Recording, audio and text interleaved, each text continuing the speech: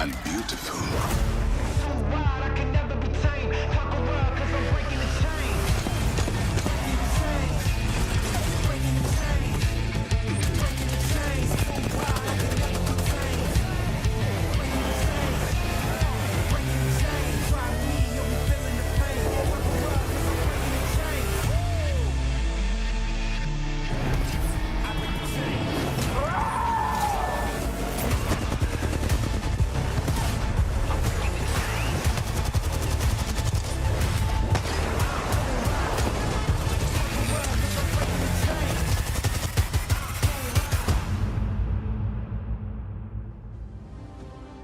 Welcome to the Apex Legends Global Series Pro League. Here we go in knee-deep to our group stages in this double round-robin format. Joining me in the dropship, of course, we've got James and we've got John. And I'm going to keep them on their feet today and ask John, if this was a song today in NA, what song would it be? Wow, that's a good one. I'm going to say We Will Rock You. Woo! man, that just came the first thing to come to the top of my head, because we got first place and second place in the Pro League competing today, my friends. It, of course, is ESA playing against Space Station Gaming, the most consistent team in Pro League so far. James, how about you? Song-wise, I guess it would be Every Day I'm Hustling, because, you know, it's not going to be easy to get this KP, to get these placements. You're going to have to work real hard for them. NA is always hustle and bustle. It's always really hard and merciless, and just like to move from A to B to try and get into zone, like it's not going to be easy, whether you got Valk or not. Sometimes we got Valks on Valks. There just isn't a space to be able to do what you want to do. People are going to try and impose their will on you from start to finish, and you're going to have to try and defend against that. Not scripted, by the way. That was all Kate completely throwing us for a loop there. Nice shot. I did. I told them I would throw them, and yet here they both were, calm, cool, and collected, which is excellent. Let's talk about what we've got today, and that is to say what we had last time you saw North America. And to do that, we've got a lovely explainer video. Take a look.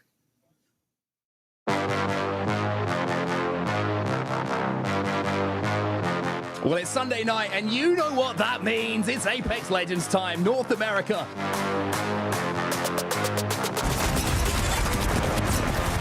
Finding themselves in a bad spot here, only one left there. Shiny going up the balloon. I don't know if that's going to be effective or if he's been taken out as well. If he can survive for a few seconds, it might be the difference between getting top 10 and top 6. But look at SSG, center zone right now, and not missing a single bullet as the Nile picks up another. We should play for second. We should play for second. Yeah. Oh, no. Swing right. Okay, up top. One on right. Crack. I got one.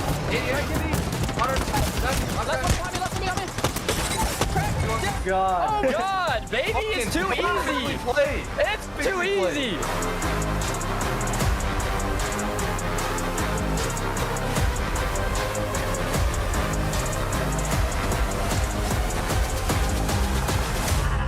And just by doing damage, you can at least push teams back. And if you get a knock, that's when it gets interesting. Oh, 100 Thieves, they're going to have to use the bubble now for that res. However, look at this. One team is going to be padding in. Sinus, please. Might have just decided it's time to go. Vayne manages to get one. Ommu manages to get one as well. And then Sinus, please, now find themselves down to one. Ommu managed to escape for now. However, he will fall. Vayne's still alive. He'll go back in after hitting the battery, but this just opens the door for Astro Esports to come in and surely finish things off. And that will be the win going to Astro.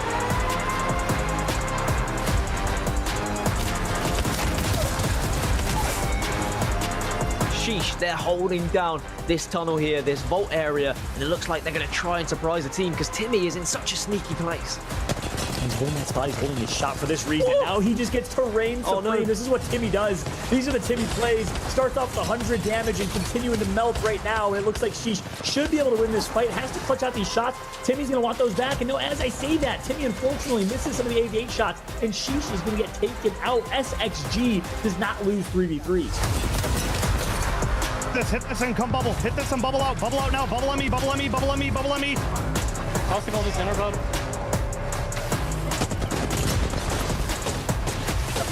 Kill this caustic now. Now. Caustic still on us. We gotta kill this caustic. Valk. Only Valk above you. Only Valk. Oh no. Okay. 100 Thieves also involved in this fight, and somehow they managed to win it as well, but only momentarily. That was the last member alive. Esports Arena find themselves in these positions so often. Tech goes down. It's now 3v1. Hakulo, good luck, my friend. Esports Arena.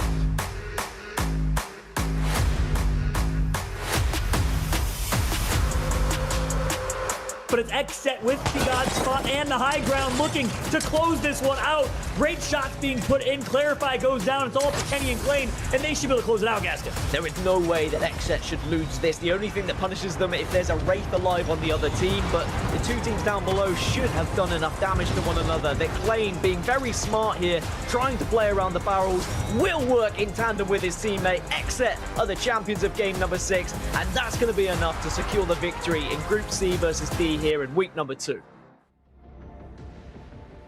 Well, here we are. X-Set certainly making headlines the last time NA came around. Fallout, how are we feeling about them going in as we take a look in a moment to our teams coming up here in today's lobby? Feeling great about this XSET roster. It's been great to see XSET enter the competitive Apex Legends scene. They, of course, have been in almost every esport title and been making splashes, making noise. Big shout out to PR, the manager of this squad, but they've been looking great. We're going to talk about them a little later. Absolutely. Okay, James, who do we got as we, as we take a look at what we're going to see here today with our EMEA participating, as we mentioned, Group B and Group D. Don't worry, gang. A and C happening tomorrow. Yeah, we've got another nice mix of teams to go up against each other. And we're going to see some more Team Sheesh today. Definitely a favourite for the people tuning in and for me as well. It's just some great, huge personalities on this team. But there's no shortage of personality. And I think with the kind of game that Apex is, you certainly hear that in the comms as well. Lots of teams are going to stick out today. We're going to have some eyes on the likes of NRG, Ghost Gaming again, CLG, 100 Seas. There's a lot of teams to look at. There's still a lot of heavy hitters in this lobby between B and D. Yeah, and Kale, I'll say one thing about a couple of teams on this list. Obviously, you have the teams like SSG, ESA, who are dominating the Pro League. XSET played well last week, but a couple teams I have my eye on: G2, Furia, and Ghost Gaming. Where you at? We need to see them have a big performance. And if EMEA taught us anything, Kate, it is this Pro League is an evolution. That's what's brilliant about this format. You can have teams that grind in scrims, improve week over week, and then maybe in the middle of the league or the end of the split, they start to perform and they can still qualify and get top 10 to make it to playoffs. So I'm looking at those teams, G2, Ghost, and Furia. You got to perform here in week 3. Well, speaking of teams that got to perform and those that we are looking at, I'm pretty hungry to find out who our analysts have. And so that means it's time for our Lenovo Team Swatch.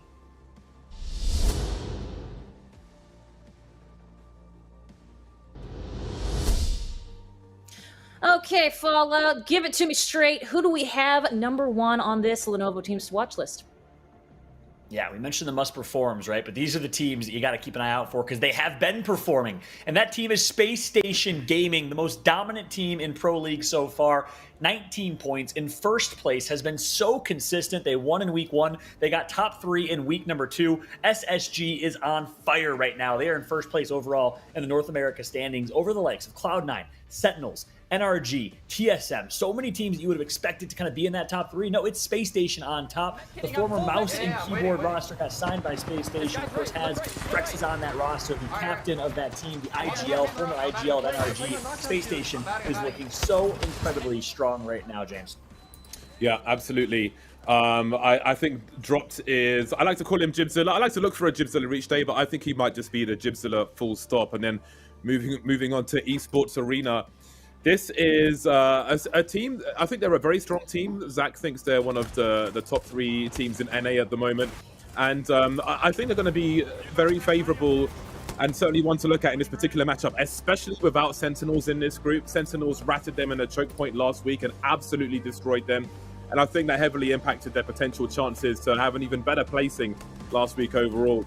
I spoke to Volus earlier today and he said that Sentinels are known for ratting in chokes like that, yet they still let it happen. They won't have to worry about that this week with B versus D, so I expect good things from them today.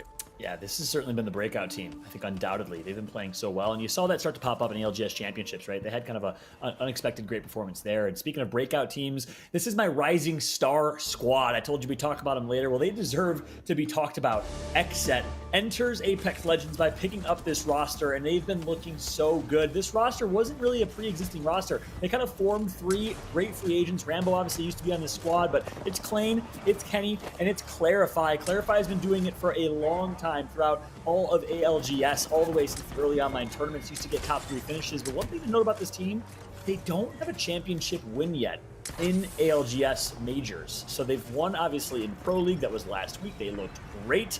They got to keep that consistency up all throughout Pro League. They got to take that to the split playoffs. And I want to see that consistency reign supreme, but they've been dominating in scrims this week, Kate. They're looking really, really strong. They are indeed. 3 teams to watch. Brought to you by Lenovo. This has been our Lenovo Teams to Watch.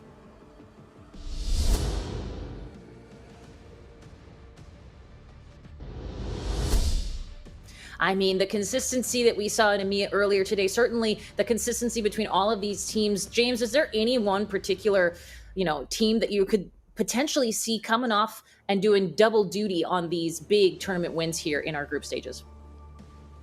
I think Ghost Gaming always have an outside chance. I had some eyes on them last week as well, and I think they didn't go as deep as I think they were capable of. But they can always do that. They're always threatening to do that, and they could certainly do that this week as well. We had eyes on NRG, so I think I have to highlight them as well. For me, I'd pick those two as definitely two teams who could definitely have multiple deep runs here, but maybe they won't be allowed, especially with all these Valks flying around. All those pesky Valks all over the place. I love it. And I like what you said there. We've definitely got some teams, Fallout, that we know can do better than where they are. And I'd be curious to see if there's any other outlier, any other, honorable mentions that you want to talk about, perhaps in sort of the middle section of our lobby. Yeah, I've spent a lot of time talking about three in particular. Another one would be ERA Eternity or Era Eternity. That's another squad that, you look at them on roster. Bowser's made elevated. Don't remember of Renegades, who performed really, really well at ALGS Champs, got replaced on that roster. I'm looking out for them. But listen, at the end of the day, it's one team, and everyone has their eye on that team. And everyone knows that team needs to perform, and that's G2 Esports. I mean, they're a top 3, top 5 historic team in ALGS, former aim assist squad that worked their way, grinded their way up the ranks, all 3 controller players. They haven't performed up to expectations here so far in Pro League, but they're talented. They're wicked good. I'm excited to see if Gentrifying, Resulta, and co can do it. Design's obviously one of the best controller players in the game. I have my eyes on them to go big here. Well, speaking of eyes on, we've got our talent predictions, which I'm hoping I'm holding on to hope here. We'll see what happens, but we've got that that we've had with our talent here, talking about exactly which teams we had in our sights. And here we go, gang. Here we go. I see James, Fallout, and Onset, all 3 of you really coming in hot with that Space Station Gaming nod. James, I mean, it seems pretty obvious, but talk to me a little bit about why you picked them. Well, they are one of the strongest teams in the game. At the moment, I think it's fair to say. I was watching Zach stream from Cloud9 last week as well. He was watching one of the broadcasts, and I watched his analysis, and he regards them as one of the top 3 teams in the game. So I don't think it's a bad choice to make Space Station for sure. I would expect them to deliver more again. We had some nice consistency earlier on in the EMEA from some teams, and I look to see that from Space Station Gaming. Last week they had 1 first place. Maybe this week they can have 2. Last second here, Fallout. Any special Space Station Gaming shout-outs you want to talk? Yeah, no, I think we covered them well. They've been playing so incredibly well. They've been consistent. They've been the best team in North America, which 3 weeks ago I wouldn't have said going into Pro League. So they turned some heads. They proved us wrong. 5th place at ALGS Championships. But one thing I got to say, this team has never won a major championship. Hasn't gotten that win under their belts. The question is, can they continue to perform as high of their expectations have been set for themselves over the last 3 weeks? But in my eyes, they're so great. I think they will. Well, let's find out what happens here in game number 1. And for that, I'm going to go ahead and toss it back over to you both. Game number 1. Cheers, boss. We'll see more of Kate later on. Quick question for you, Fallout. What's up? We have hop-ups for the Mastiff on the way. Are you excited, or do you have a sense of dread? Listen, as a guy that comes from Gears of War, I'm excited. Anything that's going to help support the shotgun game and the shotgun meta in Apex Legends is going to elevate my game on controllers. I'm looking forward to that for sure. But as we jump into gameplay here, we got to kick things off with Space Station Gaming. Has been dropping on the far southwest side of the map, just north of G2, dropping Thermal Station over in Lava Fissure, and that's been working so incredibly well for them. They've been on point in their rotations. This Valkyrie, Caustic, and Gibraltar team composition has been working great for this squad, James. And they will go for information immediately. Information is key, information is power, knowledge is power if you play Mortal Kombat. Time to pick up the weapons now as they get the ring information out for the team, so they'll quickly try and loot as much as possible. That building didn't have much in it, did it? But maybe downstairs does, and maybe there can be a desirable second weapon found. The longbow, kind of popular, especially in the early game. Get those Evo shields up, but you can get some nice kills with the longbow as well, so that will be an attractive weapon for Space Station to collect. That's right. So I'm just going to loot up, get there, and again, they actually drop and get the early intel, and that's what makes them so good. The rotations, one of the early rotating teams, and take a look at this ring. It's going to be pulling right south of them. So this is a great ring for SSG, for NRG, and for G2 in Thermal Station. But my question is, how is G2 going to play this? Last time we saw this zone, G2 actually went into the high watchtower in Thermal Station, and there was actually a team just north of them that came and stole that spot for them. That team's not playing in this lobby as they were in Group A. So I think they'll be able to maintain control. I think you can expect G2 to stay put in Thermal Station. We'll see if that comes to fruition here, but look at Frex's already moving south. The keyboard and mouse turn controller player starting his rotation earlier is Frex. Do you think Space Station are the biggest threat in North America? For me, I think along with Cloud9, I think they're maybe the two most dangerous squads at present. Obviously, TSM are not in the best form that we've seen from them at the moment, but you do have to mention them. Personally, I think it's between Space Station and Cloud9. I think Cloud9 are the most aggressive team we have in North America, but I was curious as to your opinion. Yeah, you know, and I mentioned in the pre-show 3 weeks ago, I would have said absolutely not. But the way they've been playing, you'd be crazy not to say that. Space Station Gaming right now is on top of North America. Cloud9 right behind them. I can't wait for that matchup, obviously. That's what's great about this Pro League is we're going to see all these groups play each other twice in this double round robin throughout the 12 weeks. As a result, the top 10 teams in standings qualify for the Split 1 playoffs. And right now, Space Station, Cloud9, they're in the top 3 alongside ESA. So I agree. Space Station on top, Cloud9 right behind them. I think we're going to see TSM, and I think we're going to see these guys, G2, really perform in the mid to late game of the split. On the subject of aggression, I think that the early games are a nice time to maybe get that dome in a building and try to break a team who are posting up, as we see some hesitation from some of the middling teams, and maybe that could be the difference maker.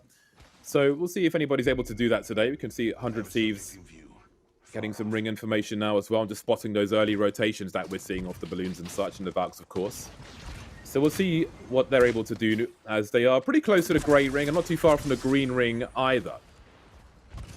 100 Thieves drops launch site, so they're just going to work their way on the dead side of this zone, on the south side of the map, past tree, and find their way into thermal station for the rotation. So you might see them put some pressure and expect a potential collide long-range poke between 100 Thieves as well as G2, who did end up positioning, as I mentioned earlier, in that watchtower in thermal station. This is how they run these southern zones. They, you know, it's interesting though, because they don't necessarily always succeed or play well when they get zones that pull towards them. They are certainly an edge fighting team, and that's when we see G2 really pop off. So I'm interested to see if G2 can make it to late game here, learn from some of their mistakes as we jump on board with our next. Oh no! CMX, they get tagged up quite a bit and knocked already. Yeah, the legacy's going to be lacking in game one the way this one is going. That's an early problem with a Gambly Valko. Oh, maybe we'll just land on this building. Oh no, I'm dead. So we've got one of the 3 remaining players now, and that is a disastrous start for Legacy MX. They will be ejected from this lobby very early on indeed. That is the first squad to go down, and the only 3 players as well, 19 squads and 57. And that is the danger that we see as far as the Valkults are concerned. And that's why I think, like, over time, we're going to see more of that Octane, more of that Wraith comeback, especially because I think those shorter rotations are going to be generally safer. The further you want to go into the zone, the more you may be punished for it. Because let's not forget, teams are landing all over this map. Yeah, that's right. Space Station now working their way through the far southwest choke. And this is what they like to do on these southern zones, on these rotations. They love holding this choke point and maintaining this position, as it's a fairly good opportunity to gatekeep teams out of the ring. You pick up some TP along the way if you can, and we obviously have a great high ground position. And then as that zone ends up moving, they can just kind of slowly work their way in through edge. So great position right now for Space Station. Meanwhile, if you're an NRG fan, you're a fan of how they started. A couple kills picked up alongside Era Eternity. Meanwhile, Ghost Gaming working from the far north side of the map, a team that likes to pick their fights, loves to play edge, and you're going to expect them doing that throughout the entirety of this 6-game series here with Bloodhound in hand of Panders, the controller god. Last week, Ghost played 16th, 18th, 11th, 12th, 7th, and 9th. So quite lacking in their results, but we certainly know what they're capable of, which is why I expect more from them this week. And hey, sometimes you're going to have a bad week, but maybe this time it can be different. You can see that Fourier are in a pretty good spot as far as their armor is concerned. They've got very colorful armor. Purple and gold will be very nice indeed, as I'm sure there are still some people running around with gray. Don't seem to have anyone contesting them at present, so they're chilling, crafting, making those bats. Yep. Yeah, and they're not going to have anyone contesting them over at Skyhook with the Southwest Zone. They're just going to instead play very similarly to how we saw the team in EMEA play when they actually went to survey camp. They crafted, they took their time, they're getting the loot that they want. That's what you'd expect from Furia. Playing with Fuse, the only team in North America representing Fuse here, at least, in this lobby, I believe, today, as we'll see if that comes to fruition here. But they'll take their time in that rotation from Skyhook. And again, our observer is doing a great job kind of following the key storylines here. I mentioned the 3 must-perform teams, G2, Furia, and Ghost Gaming. The teams that had high expectations coming into Pro League haven't performed yet. We've already checked in with all 3 of them. Speaking of G2 here, they find themselves in a little long-range poke battle between 3 teams. Yeah, they're chilling, though. They're in the zone. Look at Gent, though. Yeah, he's out there. Let's go here. That's your Wraith, right? Yeah, You're gonna let exactly. your Wraith kind of free roam. You're gonna let your Wraith do things like that. Try and get intel. Try and maybe make some plays and steal some KP, especially if you're G2. We saw that from Garna earlier. Gentrifying though, gonna work his way back, and the G2 squad actually opting for the Bloodhound pick immediately. So G2 going back to their DNA, back to what works. And I was really critical of them early on in Pro League, running a different team comp. I'm glad they're back to Bloodhound because that's what works so well for them playing Edge. Yeah, we have certainly seen a number of teams with some uncomfortable experimentation, it's fair to say, which is an interesting thing as far as scrims are concerned. We can see that 100 Thieves can just say hello to their friends outside, their buddies. You know, behind that unbreakable window, they can just be chilling. This is like a zoo. And it's our friends esports arena actually. So that can't be comfortable for them being on the outside, but they can just crouch and say hello to each other. I wouldn't go as far as to do an emotes. Let's not be crazy now. But take a look at these gazelles in their natural habitat, right? Bunny hopping up and down. Someone's just taking a look and enjoying the view here at the zoo. But I guess they can both Apex understand. They can both understand. Hey, okay, you guys will be over there. We're going to be over here. And, you know, we can see both Caustics have got a barrel either side of the door. And I feel like that's like a mode of communication. They're just waiting for everybody else to rotate in. They're not really offering any threat to each other. And Vane's like, hey, by the way, if you want to push us, we got a caustic barrel ready for you, so don't you dare. Meanwhile, hey, by the way, imagine. Oh, actually, I'd take that back. Hold that thought. We got a fight here, so expect 100 Thieves to want a third party this. The team's going to come and try and grief, and the Stick's going to come through for Skittle. Not going to do too much, actually, outside of just force them back a little bit for now, but he's hurt. He's going to have to heal back up. And we got 3 teams. Duplex is going to go down, and G2 is nearby as well. You better believe they're going to want to enter the fight. Yeah, Exit have got some problems. Clarified down by the caustic gas, and there are going to be so many teams there. It's going to be a meeting for the mines. Hostile territory, and it's only going to increase. We've got barrels all over the place. How do you even keep track of whose barrel is what? Duplex is in a lot of trouble, and I don't know if they're going to be able to res him now. That course, it's going to have to work overtime. So the door's been blown off, which maybe is going to encourage 100 Thieves to get involved. However, they can retreat to the upstairs as well. So I think this is offering some discomfort for almost all concerned now. Duplex down again after being res. You can see Design getting involved as well. And this is only going to go from bad to worse. And there's that third party and poke from G2 on cue. You saw the scan come in from the Bloodhound, and you see them just trying to enter the fight. But again, they have that Wraith portal to get back to their safe spot, to get back to their base. I love what I'm seeing out of G2. A lot more aggressive this time around.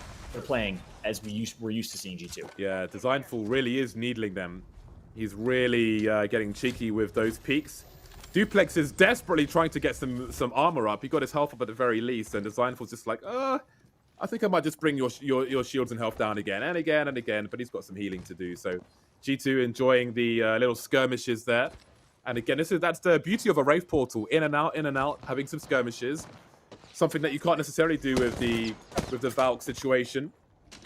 So they're chilling again. Just getting their shields up and so on.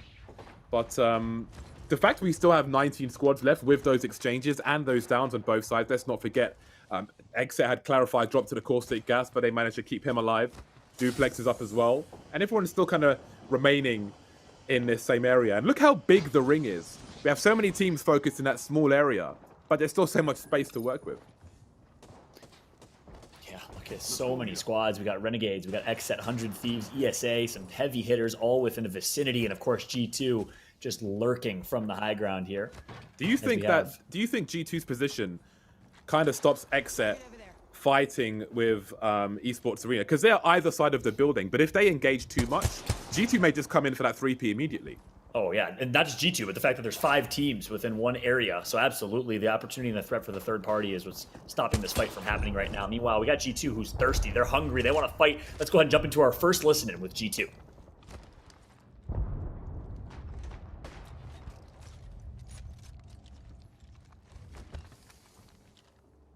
Team out here on this rock. Target spotted.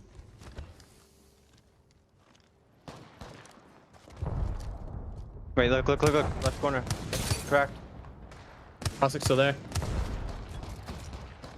Everything. I'm fucking hollow.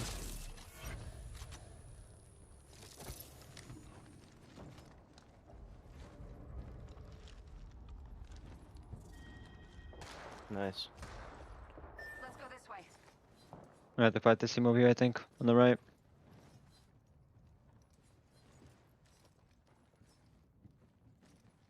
Unless we go all the way right We should go here. and rotate to like this side. Might be something good this way.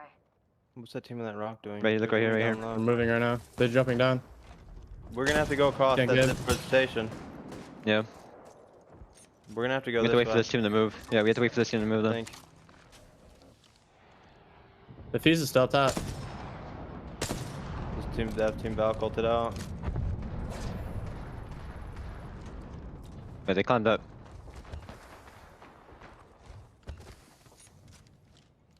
Almost flying right now. Alright, we gotta go this way. Alright, let's go.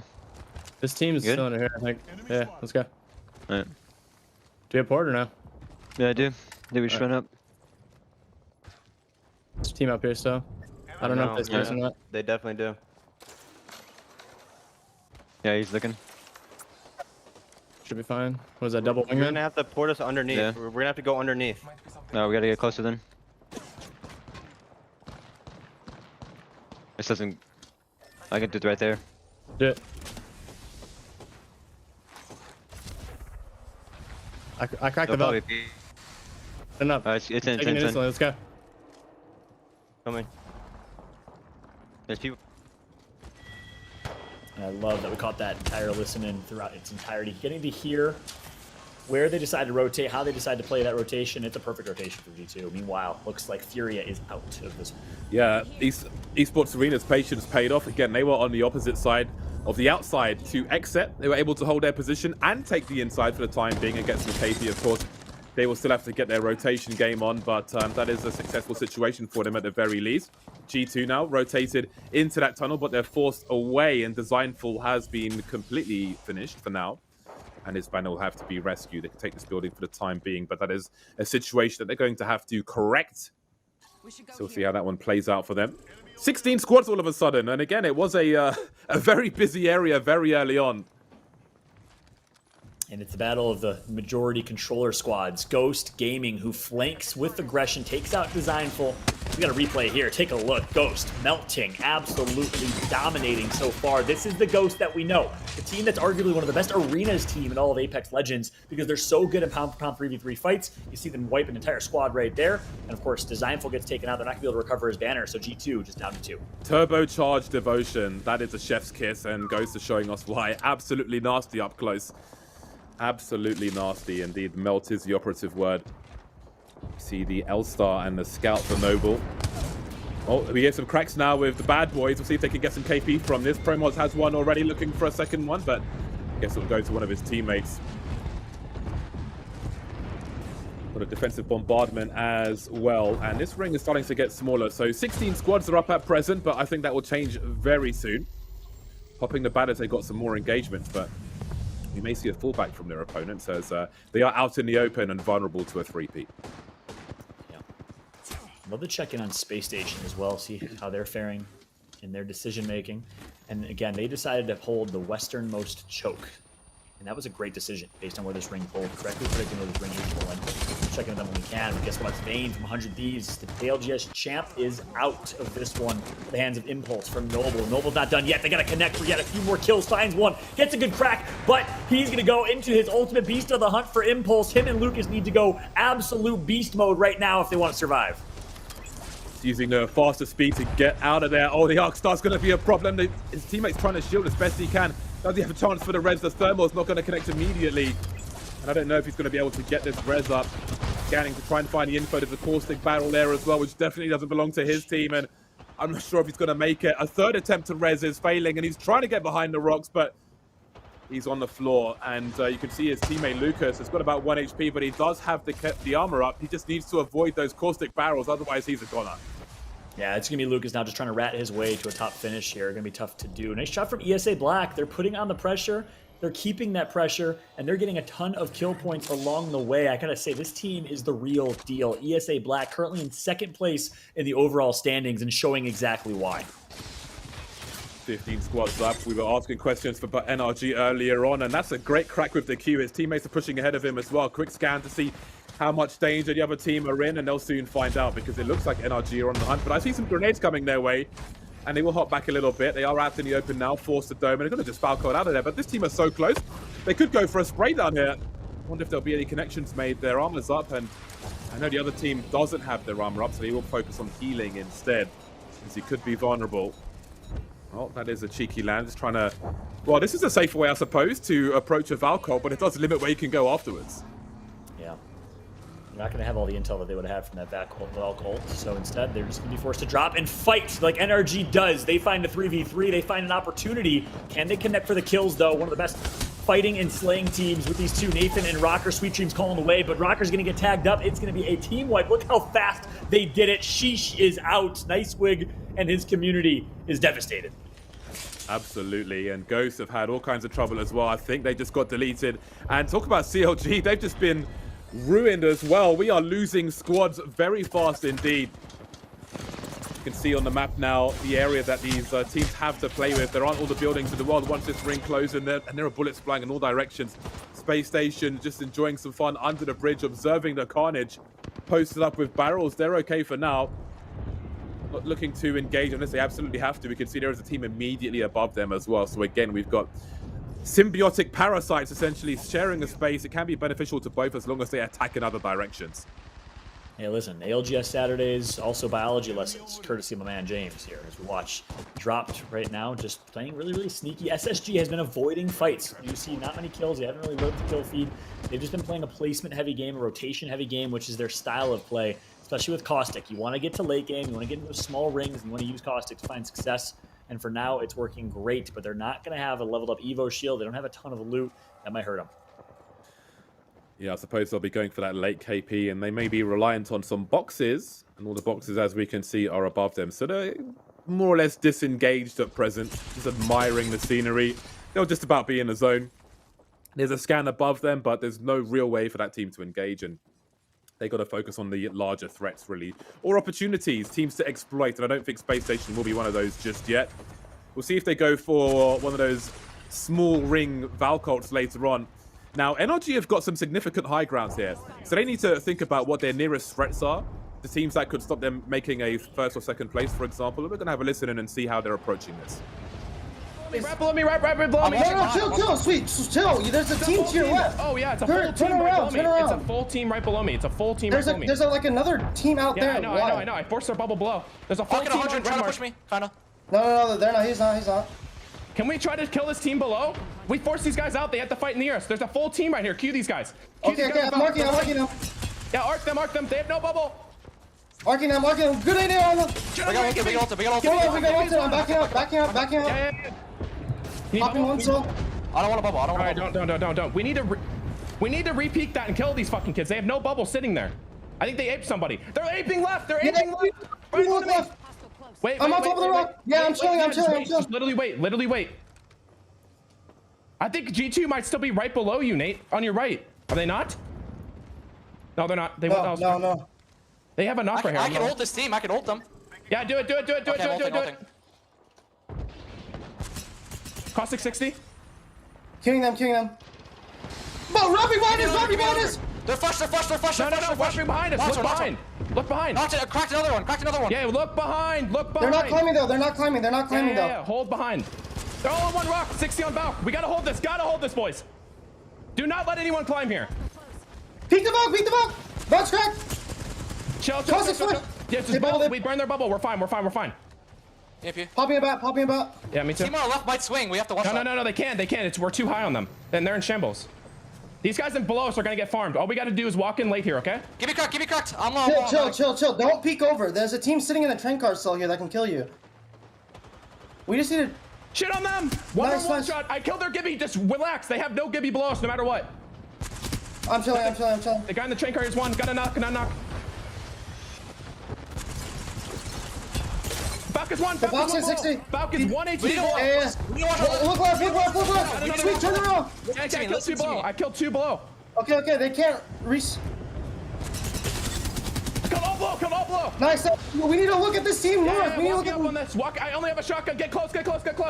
Holding this. Get on the rock. There's a Valkyrie. I'm climbing on the Valk. Crack them. Push us. Give me. Chill. Kill. Nice. Get a swap. You can res him. You can honestly res him. Okay. He's dead. 3 teams. Got a bubble in front of us, Rocker. Bubble. It's not Christmas unless you're NRG. They are absolutely dominating from the high ground, and it's so important they keep that. You can see they're keeping all the teams off the high ground. If they can keep that, then they surely have to be the favorites to win here. Absolutely. That listen-in was pristine, and NRG finds himself with high ground. They hold on to it. They maintain, and they've played this late game near perfect. This is textbook Apex Legends. Take note for NRG as they connect for one, maintain high ground, find one of the squads. Now it's just easy pickings. It's hunting season, baby. NRG looking for the last rat, looking for the last KP, and they're going to find it. NRG with a near perfect game number 1. Now that is what I call map control. They did not allow anybody to rise, and you could see people were stuck in the ring.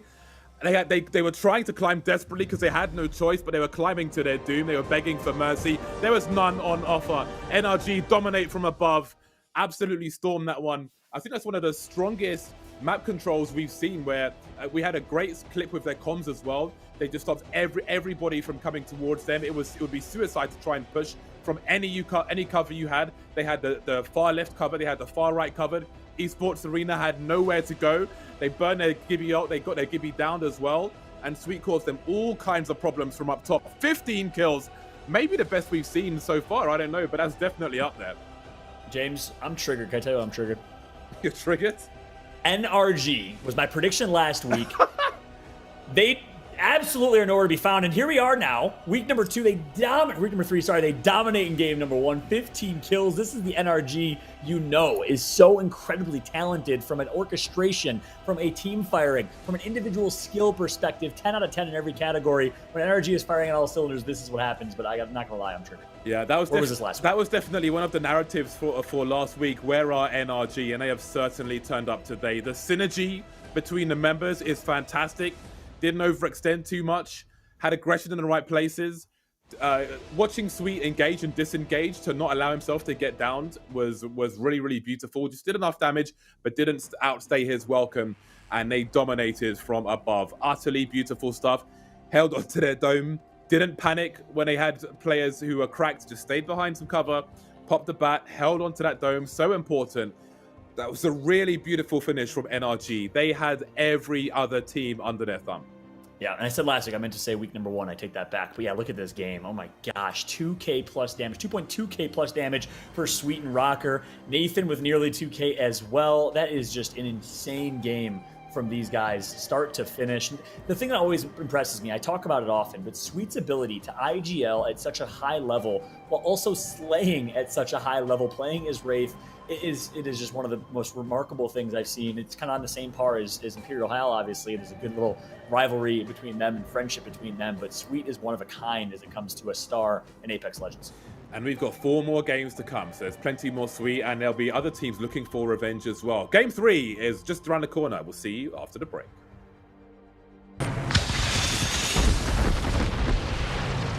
Bogey right here.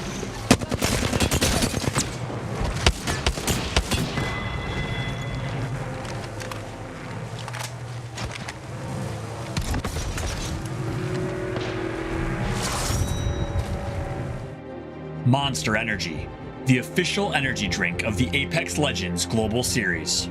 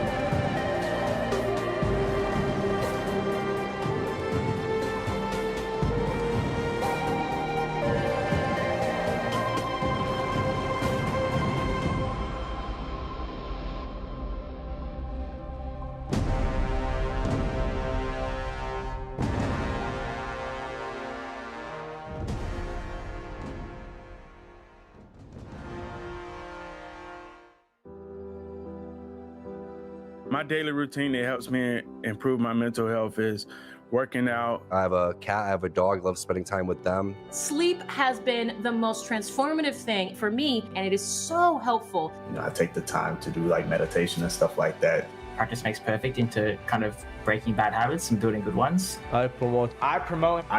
Yo promuevo y practico la salud mental positiva.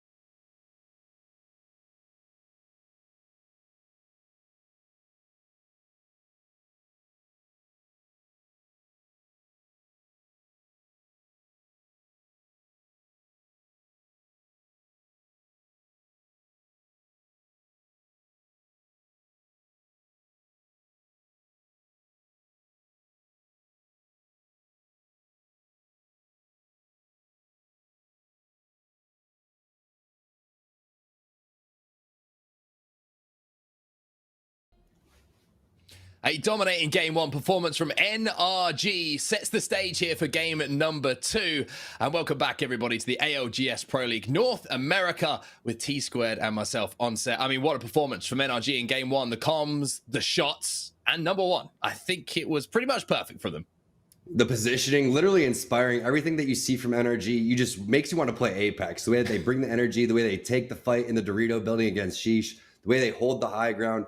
They're aware of every single team on set. They don't have the player outlines like we do. They're keeping track and tabs of every single team and every single teammate. Every single teammate was doing their own thing and also coaching each other. It was great. One of the things I loved is you're like, listen, when everyone's talking that fast, you have to have small talk within the game. And not only that, just like the guys were saying, they're able to shoot and just hit their shots at the same time. We'll take a look at the highlights of that game one because it was the NRG show, and that listen in, I should say, really did give us a little peek behind the curtain of what goes on in NRG with the decision making. And the one thing that I can always take away from it, Tom, is when a decision is made, there's never any second guessing. The decision is called and they go. They go immediately. It's so nice to see it. When you full send onto a team just like Team Sheesh, you have to hit your shots. You have to have communication. Not only that, they're able to just micromanage every single thing that's going on. The fact that they were able to keep track again of where everybody was at, not only that, but filter teams into one another, decide when was enough pressure, when to back off, when to bubble, when not to bubble. Literally everything was perfect. As you can see, they don't overextend it. Hitting these shots are not easy, but one thing you'll notice is the use of the L-Star, especially from Sweet. He almost always has it, and whether it's, you know, a 3x or something medium to long range, that weapon is doing serious damage for Energy. It certainly is causing sunburn to many people on the servers. It's knocking people left, right, and center, and Sweet was at the center of it. But another team that once again had a pretty good performance was Esports Arena. I mean, these guys are always there, Tom, and Space Station Gaming, even though maybe they didn't get the points for KP, their placement was still pretty good as well. But NRG, 27 points. It's really the only story to take away from that game one. Yeah, and NRG and Esports Arena, they're rocking the same composition, right? It's the meta with Valkyrie, Caustic, and Gibby, and you can see why, because of the fact that you need to go and make certain plays at certain times. If you're in a situation where the zone bounces away from thermal station, it goes back over to staging, then you need to Valkyrie redeploy, and you need to be able to take a fight immediately. That's not easy to do. The fact that they went on top of the mountain, they used the 15 seconds that they had to wait for the bubble to heal. All those little plays add up, because if you go into a fight against Sheesh and you don't have, say, full shields, then you're going to end up losing that fight, or the third party is going to come. So all the little plays that they did leading up were so awesome. But to me, it was all about the communication, because when we have so many teams that are close in terms of the way that they shoot and the way that they move around and strategize, the communication and the teamwork is what's going to set everybody else apart. Well, the perfect start for NRG, and now we've got to ask, can they do it again, or is it going to be the story of someone else sort of taking that mantle away? Should throw in there as well, pretty good zone for NRG dropping over at stage, and obviously that was where it's finished. But I want to talk about zones a little bit, Tom, because as we head into our game 2, for the first time today, both me and you had a raised eyebrow when we saw that pull around ring 3, ring 4. It's getting a little bit shifty here, a little bit unpredictable on where those zones are going to be moving. That's why I was a little concerned for G2 when they were like, oh, the zone moved. Oh, it's away from us. Not bad. And then they just kind of were pretty chill about the way that they go about it. And sometimes you communicate really quick, and sometimes you communicate really slow and chill. That's G2's style. They get really hyped towards the end of the games. I would like to see them get even more hyped. They're my pick, and I know that they have that type of capability to bring that to the table. To take a look at the team dropping dome. We didn't see anyone dropping dome in the EMEA region, but I would love to see more central, more northern zones. Well, let's see what comes up in game 2 then. You know what time it is, everybody. It's Apex time, and we're going to jump on board with Legacy MX, who kind of got wiped pretty early in the last game. Not the start they would have wanted. One of the teams that fell to the hands of G2 in the lobby. They'll be wanting to put in a performance, because they were pretty impressive last week. They had that win on the board as well, and Tom gets his wish. We all get our wish. We're heading towards a little bit more north on the map here on World's Edge, but pretty central. You can see the Fragment, Epicenter all going to be involved, and I just wonder if we're going to have a finish around that bridge. Yeah, take your pick. Which one do you want? Do you want to go over towards the west side? Do you want to go over towards the east side? I typically like to favor myself over towards the west side and that market side, but you're right. The bridge is such a popular ending. There's endings all around the bridge. This is going to be exciting to see in terms of the way the teams want to approach this situation, which buildings they're going to choose. Era Eternity are the team who are actually landing over at Fragment East, so they're going to have a pretty comfortable time of things. For Legacy MX, it's not going to be quite as comfortable, though. They have to travel right down from the southern tip, but they do have Valkyrie, of course, with Jaguars. Try that again. Let me try that again, Tom, because I can wrap my tongue around this one. Do you know what? I give up. Jaguares? Jaguares, there it is. I'm English. Can you tell? I have no foreign tongue, and I apologize to everyone who's watching. But their move is going to be much tougher. He is playing Valkyrie, so he's going to have the opportunity to hit them into the skies and make that distance a little bit shorter. Yeah, and it's always just fun to see how fast these teams loot and when they get into their spots. Typically, it's right about now. If you're a fast team looting 145, 130 at the absolute latest, in NRG, they're on top of it. 145, they're already making their play, going over. You don't want to be on the outside of Fragment. That's going to be tough. A team that has a far rotation, that's going to be G2. They're already getting into a little skirmish in the backside over there from the rotation from the team that's dropping over towards Tree, but they're already aware of that. So you're going to see Designful. He's seen that a million times. They drop over here. No one's going to fool them. Yeah, trying to get a cheeky pick maybe on someone going for that beacon on that building, the Hill House just on the outside of Thermal Station where they currently find themselves. But G2 not going to be too disappointed, I don't think, with that zone pull. As we know, they can work their way on from edge very, very comfortably. But it's going to be a big game, this, for G2. Once again, a decent, I would say, first game. But decent isn't good enough for them at this point. I really think that G2, it's not just a case of they need to put a game on the board here, Tom, for the sake of points, for the sake of leaderboards. I think it's a confidence thing now for G2, just to restore that and remind themselves how devastating a team they can be. Well, they're a team that likes to fight. So when you kind of turtle them up in Thermal Station in game number 1 and put them on the high ground, they're not able to get into those skirmishes. And that's why you see them kind of setting that portal play, as we see Clarify get a knock onto Lucas. So XSET versus Noble possibly taking place. That was at EVA 8. So it has to be up close as we see NRG and their rotation coming through. Looks like they're favoring the west side broken building, which is always one of those powerful spots to hold. Yeah, pretty difficult to hold, though, for the majority of this game, and we'll have to see where they play from here if they're going to try and hold this down. But just take a look at the clock. There was around 25 seconds left on Zone 1, where NRG, who landed staging, landed where they think is going to be the best spot to play. Legacy MX, the team that we watch from Dome, they make their move as well. This time they're landing on the other side of Fragment East, and now they're going to have the bubble down as well, because it's not looking like a comfortable landing here. A little bit of turbulence in the air. Maybe they can get another Valkyrie redeploy? No, I don't know. They're in a tough spot because two teams holding both of these buildings, so maybe it coexists here on the bottom floor of somewhere or something along those lines, and that's exactly what it's going to be, is you're going to have CLG and XSET and you know that Noble was in the area as well. So this is going to be an interesting spot now over towards this east side. Multiple teams over here. Legacy definitely had a really nice bubble there. You have to give him credit. As Team Sheesh now making a play. Another team inside of the 3-pill area, and Timmy, you know what he's going to do. He's full sending. Not hitting any shots quite as yet, though, but might have the opportunity to do so as the Gibby slides down the hill, but I don't think this is quite the damage that they want to happen. However, Mr. Longbow, Mr. Nicewig takes down Omnu, shoots him in the back just as he tried to escape around that corner. Prize will get the finish on that one as well, so Sheesh make good of a situation that almost slipped through their fingers. Wait a second, isn't Nicewig on 100 Thieves, man? What's going on here? Shooting your teammate? No, he's not his teammate. In the back. That's just messed up there, Nicewig. But that's a really nice play from Timmy. You can see, even if he's not hitting his shots, he's going to still slide down there, play aggressive, and the rest of the team's going to follow up. And that is a tough situation for 100 Thieves losing out on Onmu right there. And the aggression's not going to stop. They're already in the death box, looting, getting meds. They know they're stuck underneath the bridge. So I like this.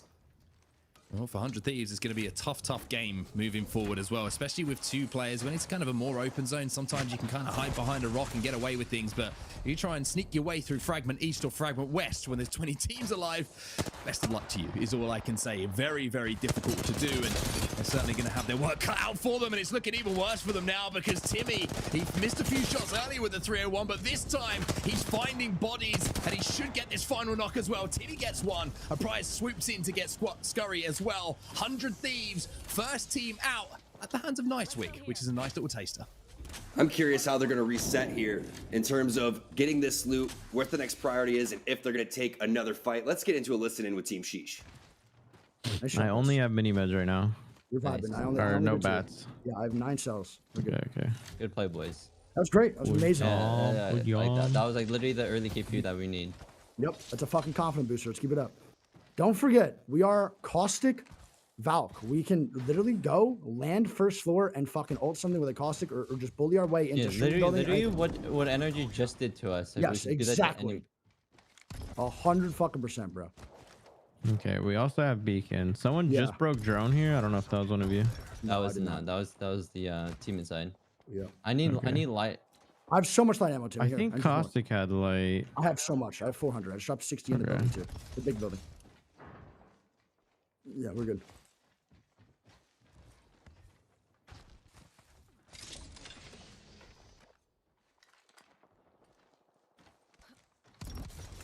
We got the little bakeroonie here.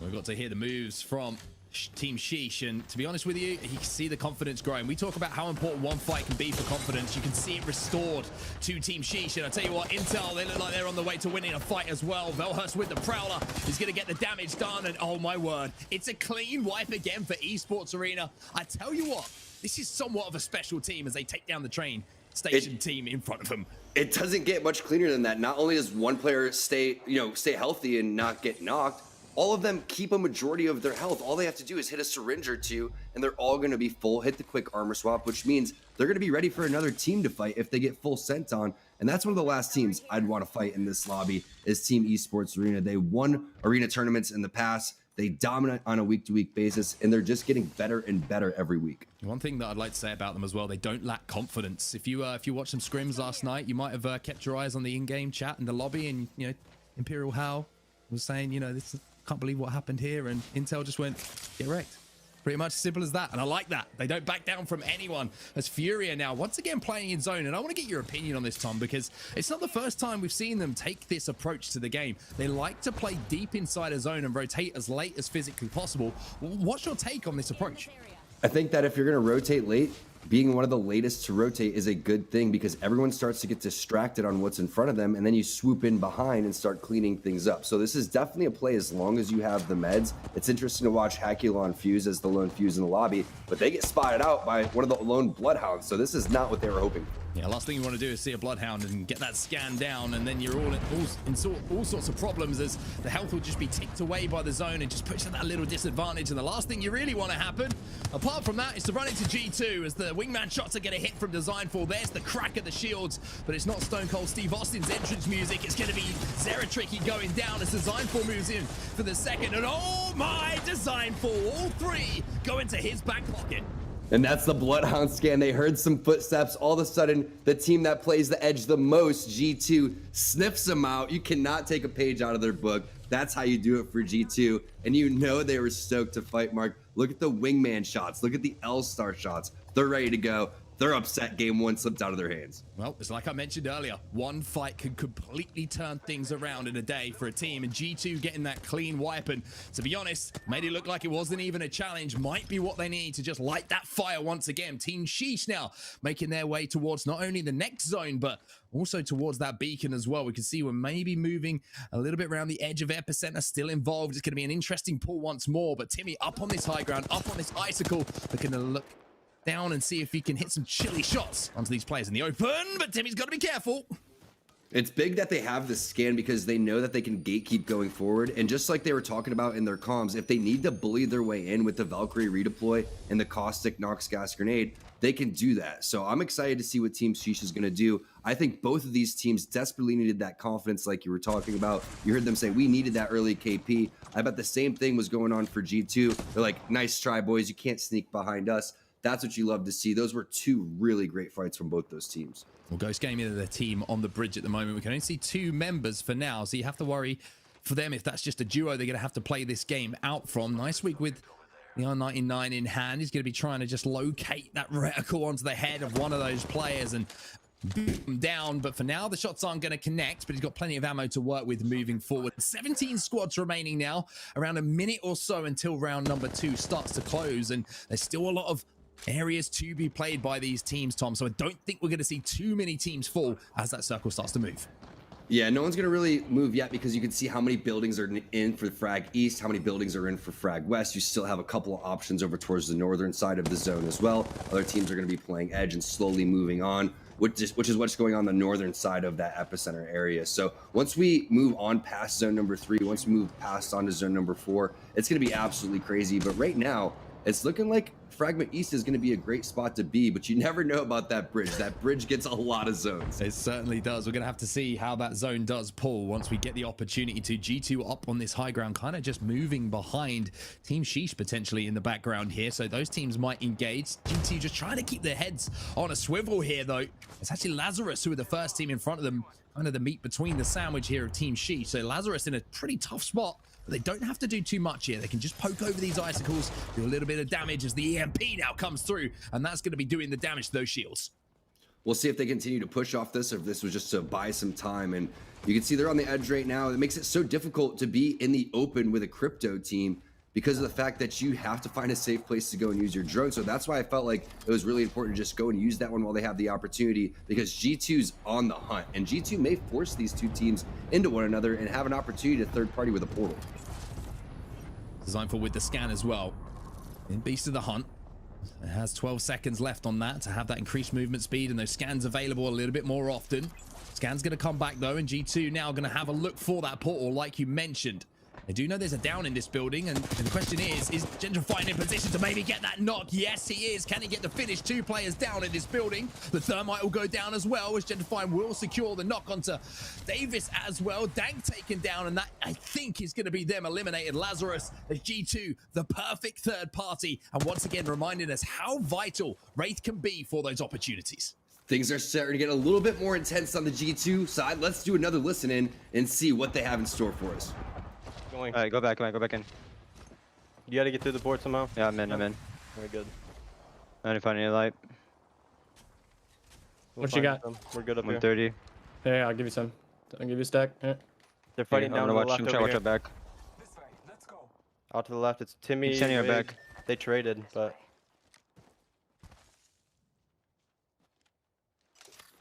I don't know where it was at. This is in a pool for probably courtyard or something. Yeah. We should have cleared out a prizes team.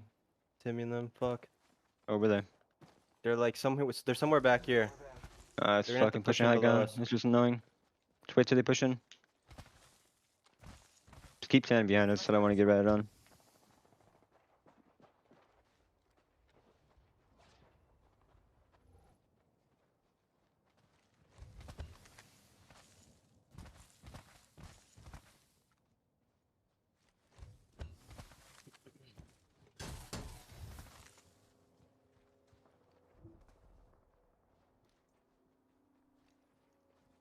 Well, cool, calm, and composed is how I would describe things. Even with the action starting to pick up a little bit here, G2 just keeping the reins on that adrenaline, Tom.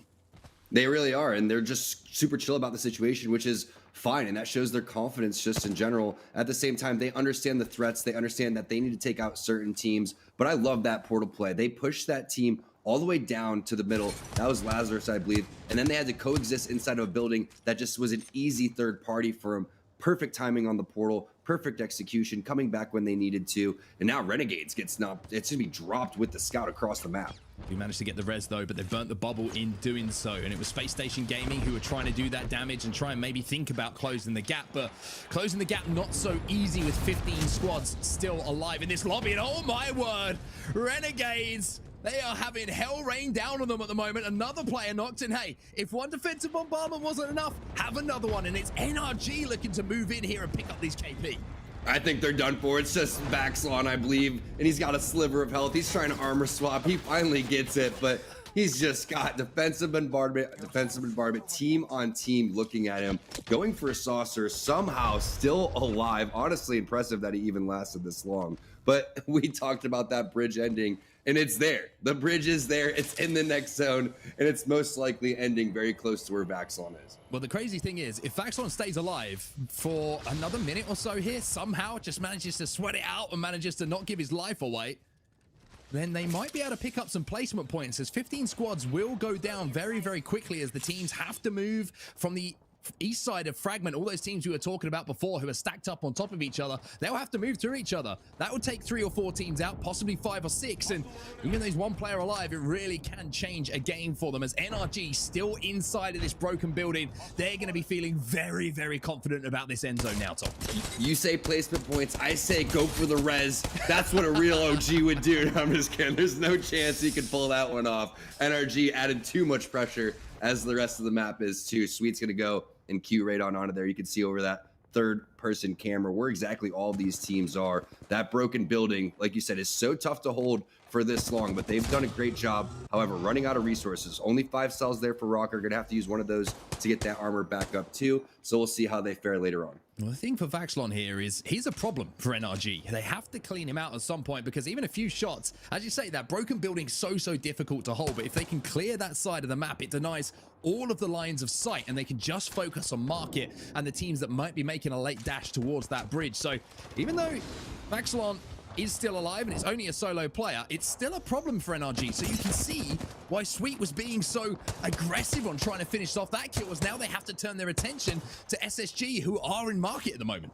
Low on ammo, low on cells. That's the problem with holding this broken building. You have to add so much pressure elsewhere, and you take so much pressure that it just kills your resources. Space Station Gaming in a pretty good spot. The outside of this fence, surprisingly, is going to be a decent position, because we talk about so often about keeping the action in front of you, and it does pull directly onto the bridge. Mark coming through with the prediction after seeing the first zone. Hey, look at me. IGL, get me in, sign me up. I'm available, is all I'm going to say, Tom. All right? Sweet, get out of here. On set, you're in. Who's Sweet? Anyway, let's talk about the game. Space Station Gaming still looking very, very good. I'm sorry, Sweet, please don't come for me. Fans of NRG, please don't come for me. I'm a nice guy, really. Space Station still looking to take out this rat, and I don't know if Vaxlon has actually been eliminated. I haven't been able to track that in the kill feed as such, but you can see in the kill feed that Esports Arena just lost one. Velhurst went down. Missile Swarm going to go in here as 12 squads now find ourselves alive on World's Edge. Only 69 damage here for Zanayo as well, which means that he's going to have a lot of work to do to get that Evo shield leveled up. Now you can see nobody wants to move here. Nobody wants to poke, because with 12 teams alive, you throw one shoulder out, Tom, and all of a sudden that shoulder gets removed.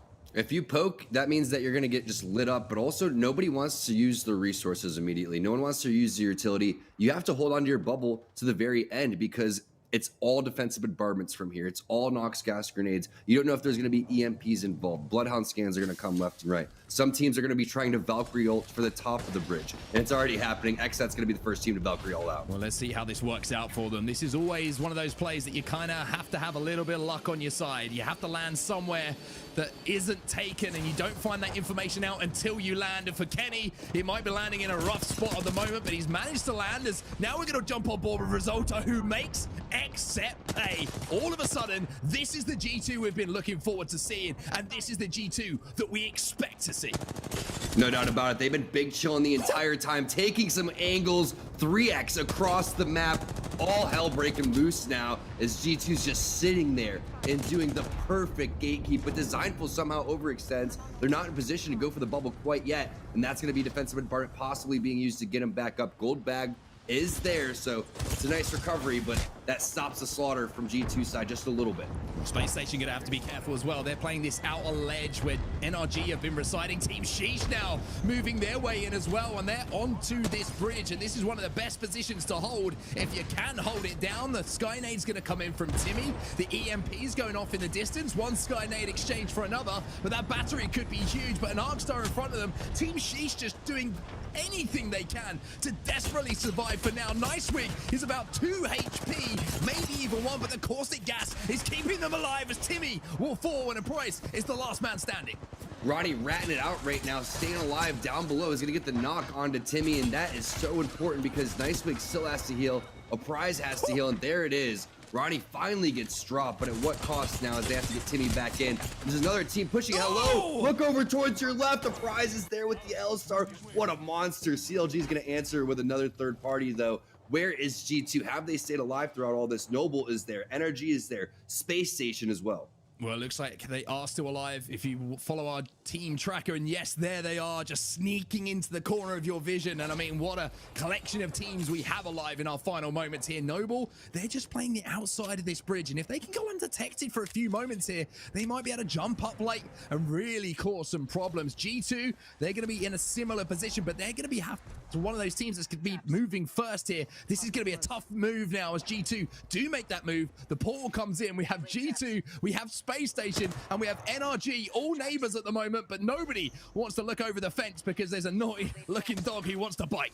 That's why you have to have such a strong, confident Wraith on your team. Gentrifying finds the right spot for the portal. There's not much place to go here, Mark. You can see this is literally the best spot to be playing right now. Designful overextends again just a little bit. Bubble's gonna get used. That could mean a full send over towards the side, but they don't want to risk it. There's gonna be a gold bag in hand still, and they're looking for more ammo, more resources. They're running low on basically everything. And now that they know the other team's not gonna push towards the other side of this wall, this is much safer for them to move forward. Another big move from Gentrify. Amazing stuff from G2, but you have to say they were helped out in that situation with the knock being in vicinity of 2 people, or 2 teams I should say, who didn't want to push. However, now the bubble is going to come in. Space Station Gaming are forced to move, and even though they pick up the kills here, G2, you have to wonder, is that the signal for NRG to move in? Are NRG going to try and take advantage as we're down to 3 now? CLG moving in as well, and NRG with just 2 players alive, but they have the height here. They've been waiting for all the action to unfold. Gentrify is going to go down. CLG really helping out NRG basically at this point, as now NRG's finally going to make their play. They're looking for back-to-back, Mark. They may find it. Rocker picks up 1, and NRG might go back-to-back here. It's a 2v1, and NRG, the 2-time here, back-to-back wins for NRG, and they played that one once again to perfection. They waited as the duo. There was so much action going on. They kept track of it all. That is how you play Apex. NRG is putting on a clinic, and we've just getting started. Amazing. Honestly, that is one of the hardest game-long holds, that building, in my opinion, that we have in Apex. You have so many angles that you can be shot from. So to hold it for the entirety of that game, and not only that, convert it into a win when you have G2 and you have Space Station on your back. I mean, you can't say enough about it, Tom. The patience, the aggression at the right time, everything that you would love to see. CLG putting up some big points. G2 is going to take the most points overall throughout all that, but you cannot deny the back-to-back wins right there, the patience, and then finally dropping down with the aggression, landing the shots, and doing it with just a duo. What a job from NRG. A good job from CLG as well, who have kind of not performed so far in the first couple of weeks, but they're back here and they're putting in that performance to take second place. Space Station, like we saw, involved in that final 5 as well, and they pick up some decent points, but kills not going their way at the moment. It's all falling down to G2 and NRG, it would seem, in our first 2 games. But NRG, back-to-back, unbelievable, amazing. I don't want to take away from that, but G2, one fight is what changed things, Tom. We talked about it, that one fight where they just destroyed the team on the outside, Furia, and from then, it was all confidence. Same with Sheesh as well. You can see that they actually had the fourth most points because they had 11 kills overall with their 3 placement points. But there it is. The damage wasn't there like it was in the first game, but the dub was there overall. 4 kills coming in from Nathan, 1,000 damage. That's what you love to see. Yeah, great inventory management from them as well. Like you mentioned, so difficult to hold a spot for so long, especially when you're taking that chip damage. You know, all those resources are going to drain away, especially if you rotate as quickly as possible. But I mean, this is shaping up for an amazing final 4 games, Tom. It's going to be, I think this one's going to be a little bit special, to be honest with you. They're going for the 3-peat. Let's see if they can do it. 46 points after 2 games. That's insane. We know what happens in that playoff format. Once you get to 50, you are 1 match away from being able to win and crown yourself a champion. But this is the playoffs. This isn't the playoffs. This is just leading up to the big tournaments, and they're coming up huge, and they're swinging like it's for $1 billion jillion every single game. It's almost as if after week 1, where they flattered to deceive a little bit, I mean, they went, just a reminder, everyone, this is NRG. This is Rock and Nathan and Sweet. Week 2, they come storming back, and then week 3, they've said, hey, that's not even our final form. We're stepping it up once again. And the question going into our next game is, can NRG get the 3-peat? We'll find out. They're probably going to just hop in the Capsule Corp and just, you know, get together and make sure that they're re-energized going forward. But you have other people that are trying to stop them. You have G2, you have Team Sheesh. There's a lot of talented teams in this lobby. It certainly is. Well, it's time for us to take a break before we get into our next game. And the question will hang over that break. Can NRG go back to back to back?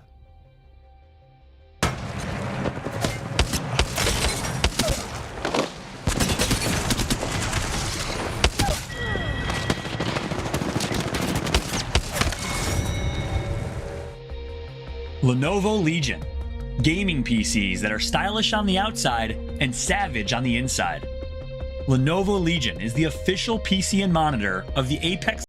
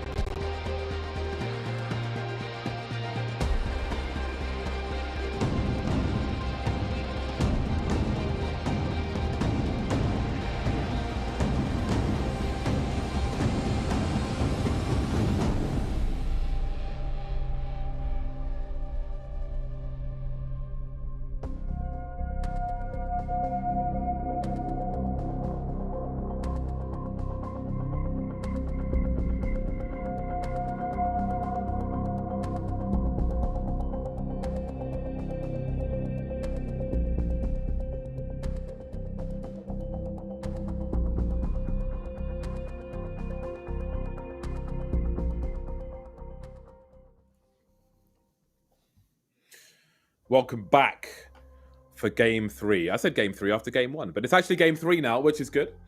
Honestly, NRG. Gaskin, T-Squared, who cares about them? You were just foreshadowing us coming back for game 3. I respect it. NRG with 2 in a row. The first time I believe we have seen that, for sure. We've seen a few teams win 2 out of 6, but with NRG slacking and somewhat lacking in the first 2 weeks we've had here, I think to win the first 2 games in a row is a great way to answer to the critics, if there are any, or to people who just want to see more from the team. It is a fantastic start, and hey, as they said before we threw to break, why not go back to back to back? They have found a way to find, even in an area such as that where that final ring was, they still had the high ground and they were just chilling and just waiting for the moment to capitalize and down those last players. Can they do it again? Yeah, and you know, honestly, they haven't been looking too bad so far. They had a pretty slow start to week 1, not what we'd expect. Decent week number 2. They're right now in 8th place with 10 points in the overall Pro League, but this performance right now is putting them right back to where you expect them to be, which is absolutely dominant. And we've seen this before, right? ALGS Championship qualifiers, they were the most dominant team without a doubt. Showed up a little bit slower in ALGS champs overall, but we know that they're capable of winning 3, 4, 5 games even in a 6-game series. So far, they got 2 down. Let's see if they can keep going. Yeah, they are no strangers to success, winning almost $90,000 this year alone. So they're going to be comfortable in the driving seat for sure. But they definitely have maybe a record to set here if they can win this 3rd game. But there are plenty of points that are on the table, and there's no need to leave them there. 4 more games to go today, and NRG have definitely got plenty of points to gain, and we can see they've got almost double the points of 2nd place G2, who move up 8 spaces to 2nd. Yeah, a massive game number 2 for G2. And again, the overall theme for G2 is they're playing the style of play that's in their DNA, that they came up with, which is aggressive, in your face, not afraid to take fights. They're back on Bloodhound, that same team composition that works so well for them for the last year of ALGS, and it's great to see. I mean, look how quick they were on the rotation from Thermal Station there. Worked all the way up, found some KP along the way, worked their way to Epicenter, and then found some good positioning, killed a team in Fragment West. 6 kills later, they end up getting 2nd place, and that's a massive performance from G2. Yeah, I've got to give credit to Esports Arena as well. Verhulst in particular, in that fight we saw earlier on, he was cracked, downed 1 player in the dome, went outside the dome to heal, switched to the Prowler, cracked another player and downed him as well to finish off the team. The target priority and decision making in such a small period of time definitely gave them some strong KP in that example, and it was great to see as well. And that's why they're one of the reasons why they're such a highly rated team. The decision making there, when you're vulnerable, some people may have gone back to try and heal there, but he seizes the opportunity, takes the risk when necessary to secure some kills for his team. That's right. Well, game 2 is behind us. We got game 3, and the dropship is flying across World's Edge. Of course, we do have a new map coming, Apex Legends in our new season, Escape. I'm excited for that. But of course, we're going to start things off with NRG dropping over in staging. And I want to keep an eye on a few teams this game, if possible, right? Ghost Gaming had a really, really solid game. Number 1 was in 2nd place with 17 points. They dropped Skyhook East, and they split that with PGG. So I want to see how Ghost plays this next ring. We'll see where the ring ends up pulling. Looks like it's a Southern ring again, a favorable ring for NRG, a favorable ring for G2. Those are the 3 teams I want to keep a close eye on, of course, alongside SSG as we take a look at the overhead map here. Yeah, we can see a big focus towards Thermal, which is going to be quite interesting indeed. A place with some cover, but again, if you're rotating over there, it's going to be pretty awkward because there's a lot of rock, and there may not be, we see these late rings with like 15 teams up, and that's going to be a very hard place to coexist with all these teams. Yeah, and this is a near identical ring from game number 1. It's pulling just slightly more south. So if anything, that's going to help G2. That's going to help Renegades on the rotation. It's going to help 100 Thieves on their rotation, as they should be able to get some good real estate. Guess what's going to happen for G2 here? They're going to go to their same exact spot.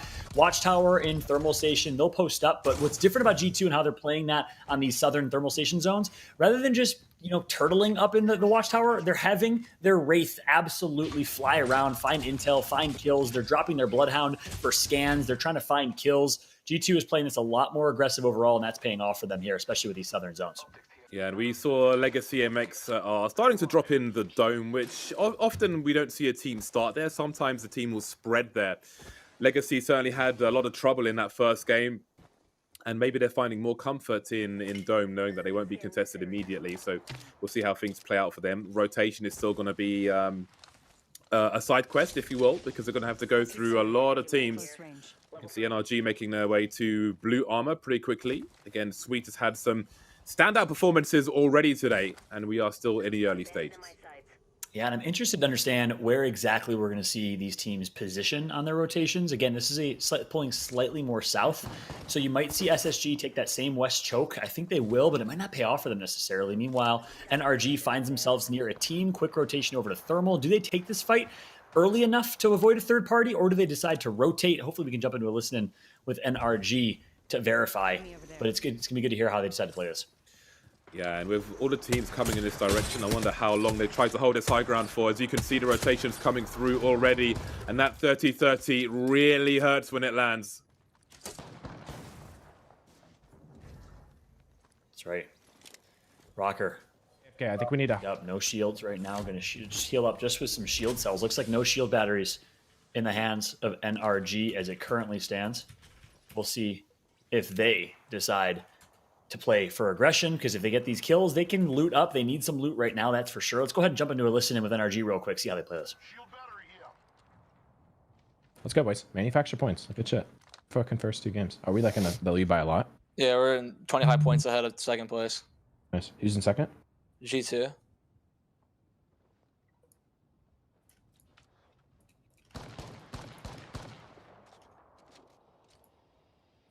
Flying not onto us, I don't think. They have pass. Bang! 32 flash. Don't even know who. 54. Oh my god. I can't even like see. Yeah, I have an iron sight Other bow, team, so... same thing. You have a bow? Yeah, an iron sight bow. I told you.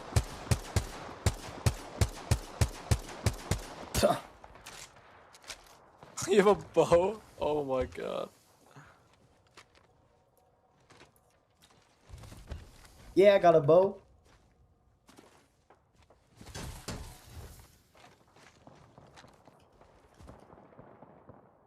It was either a bow or a fucking Re-45.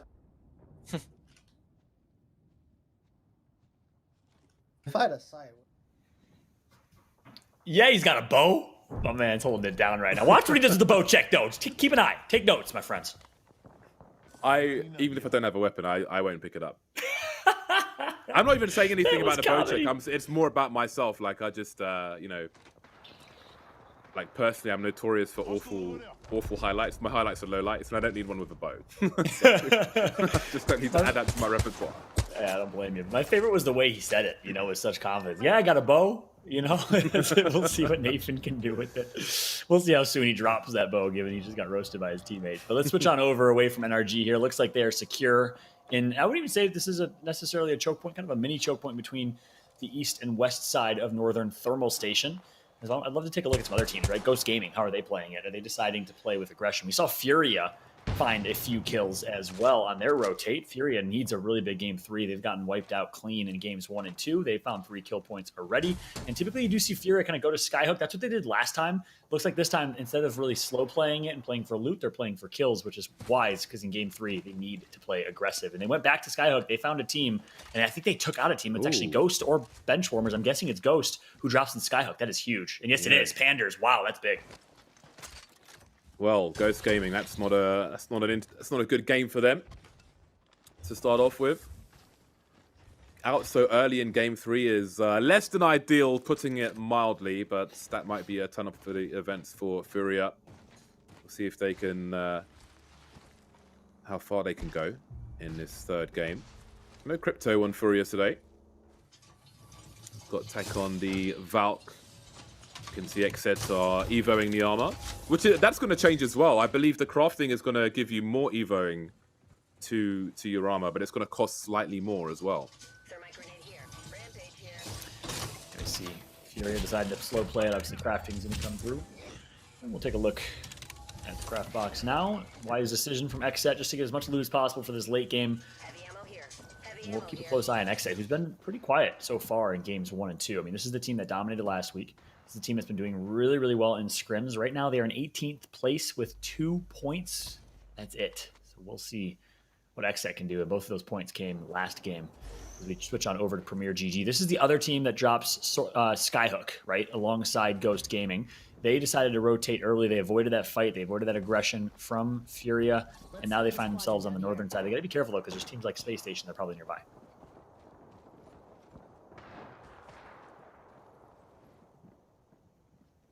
So Rocker's the point man here. The other two, well, Sweet has empty armor for now because there's a crypto lurking around. But I think Sweet was the point man, and they had their armor dropped, and or maybe it was Rocker the entire time. But basically, the point man has the scout to keep teams away because there's going to be a traffic jam here eventually. And I think that to some degree, NRG are in a choke point of the traffic jam. But for now, they're keeping people away from their spot with the scout. That will burn as well if people get too close to it. And being the scout single fire, of course, those bullets will go a long way. And the other guys will just chill with their armor on the floor so they don't have to burn all their shield cells. So we'll see if things heat up with them later on, but it looks like a care package is coming down at the feet of Furia. Yeah, back to that energy decision. There's not a whole lot's going to be happening here for Furia. They're just going to loot up on this care package and rotate. But back to that energy decision, not many teams would decide to hold that choke right there, right? Especially without a caustic. You don't really have a ton of defense. What that energy does just is a testament to how confident they are and how willing they are to play in kind of uncomfortable positions, right? As we take a look here at Furia with the late Valk rotation. We'll see where they decide to position. Yeah, interesting to see what happens with NRG as they play that choke, and it will be a traffic jam, undoubtedly, as Furia decides to take this all the way over to Lava Siphon and the train tracks. Meanwhile, Esports Arena find themselves in a fight.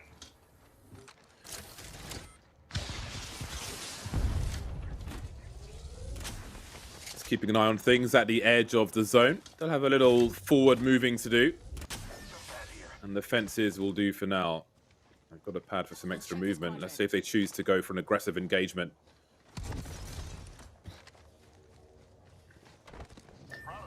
Similar game to what we saw in game number 1. Obviously similar end zones, you'd expect it, but this is the game obviously where Esports Arena clumped and had themselves an early fight against 100 Thieves and a few others at that lower southern thermal station building.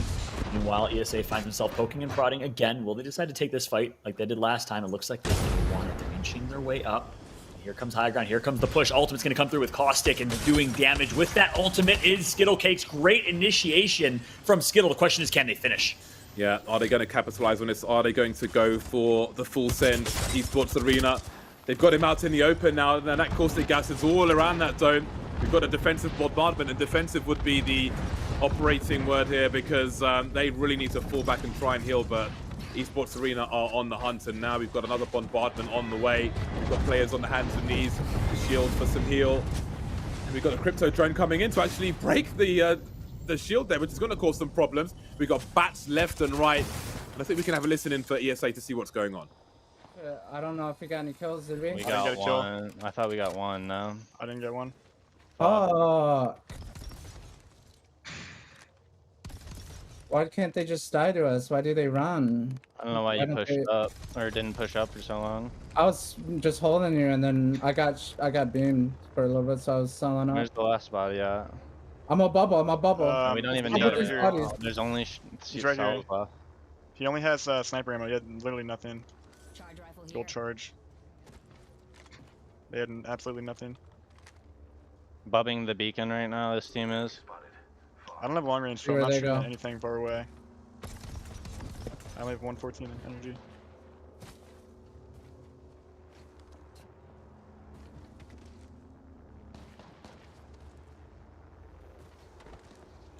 Well, that is most unfortunate for Esports Arena. They pushed a team who ran away to die to somebody else, so they don't even get the KP after all that work. I think they cracked at least 2 of them.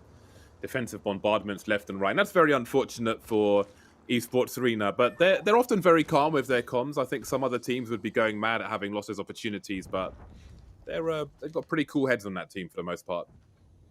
Yeah. Meanwhile, we're going to check in with SSG. We saw them get 3 kills in the kill feed, and as a result, they're able to take a pretty good spot. Notice how they play this, right? They play that same far west choke just to the northwest of them, held that, found an opportunity to ape a team in this location, kind of the sole building to the northwest of Thermal Station, took over that spot, and now find themselves in a great position for this southern west zone, especially with Caustic, well positioned. I'd love to check in with NRG and see if NRG is right in that choke still, right to the east of them, because that might be an interesting clash of the Titans here. NRG, the current dominant team, SSG, the previous dominant team, at least in weeks 1 and 2, nearby. Yeah, this building will be good for the next zone as well. As we can see, they'll have less concern about their back. But there'll still be some concern, and people can always exist on the outside. Yeah, and take a look. NRG is still in the same position. James, you said a traffic jam is going to ensue, and you were spot on. Look at how this ring is pulling. SSG will have to rotate, likely right into the hands of NRG at this choke. The question is, do they have the intel? Do they know that NRG is there waiting for a fight or not? If they do, likely they'll maybe try to push a little more southern, but if they go south, they're going to run into the likes of ESA, of G2, of so many teams that are down in thermal stations. I think it's inevitable we're going to see an NRG and Space Station clash here. Yeah, it'll be really interesting to see that bow during that clash, or maybe he'll switch out for the RE45. But that is a very handy replicator land for some Evo. Also good for some extra cover as well, to get some extra bow angles. I think we saw a Kraber in the hands of either Sweet or Rocker as well. It's going to be Sweet with the Kraber. Whoa! And misses the shot that likely would have knocked the Gibraltar right there.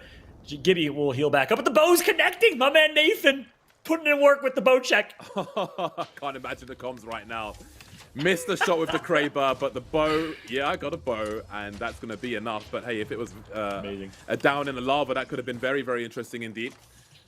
So we'll see if they're able to make a rescue. 15 squads up at present, but that ring will continue to get smaller. 20 seconds away from surely more teams falling as the space to work with becomes smaller and smaller. But NRG have clearly done a good job keeping players away with the bows. Somehow got 62 bows remaining with it, and also the scouts, of course.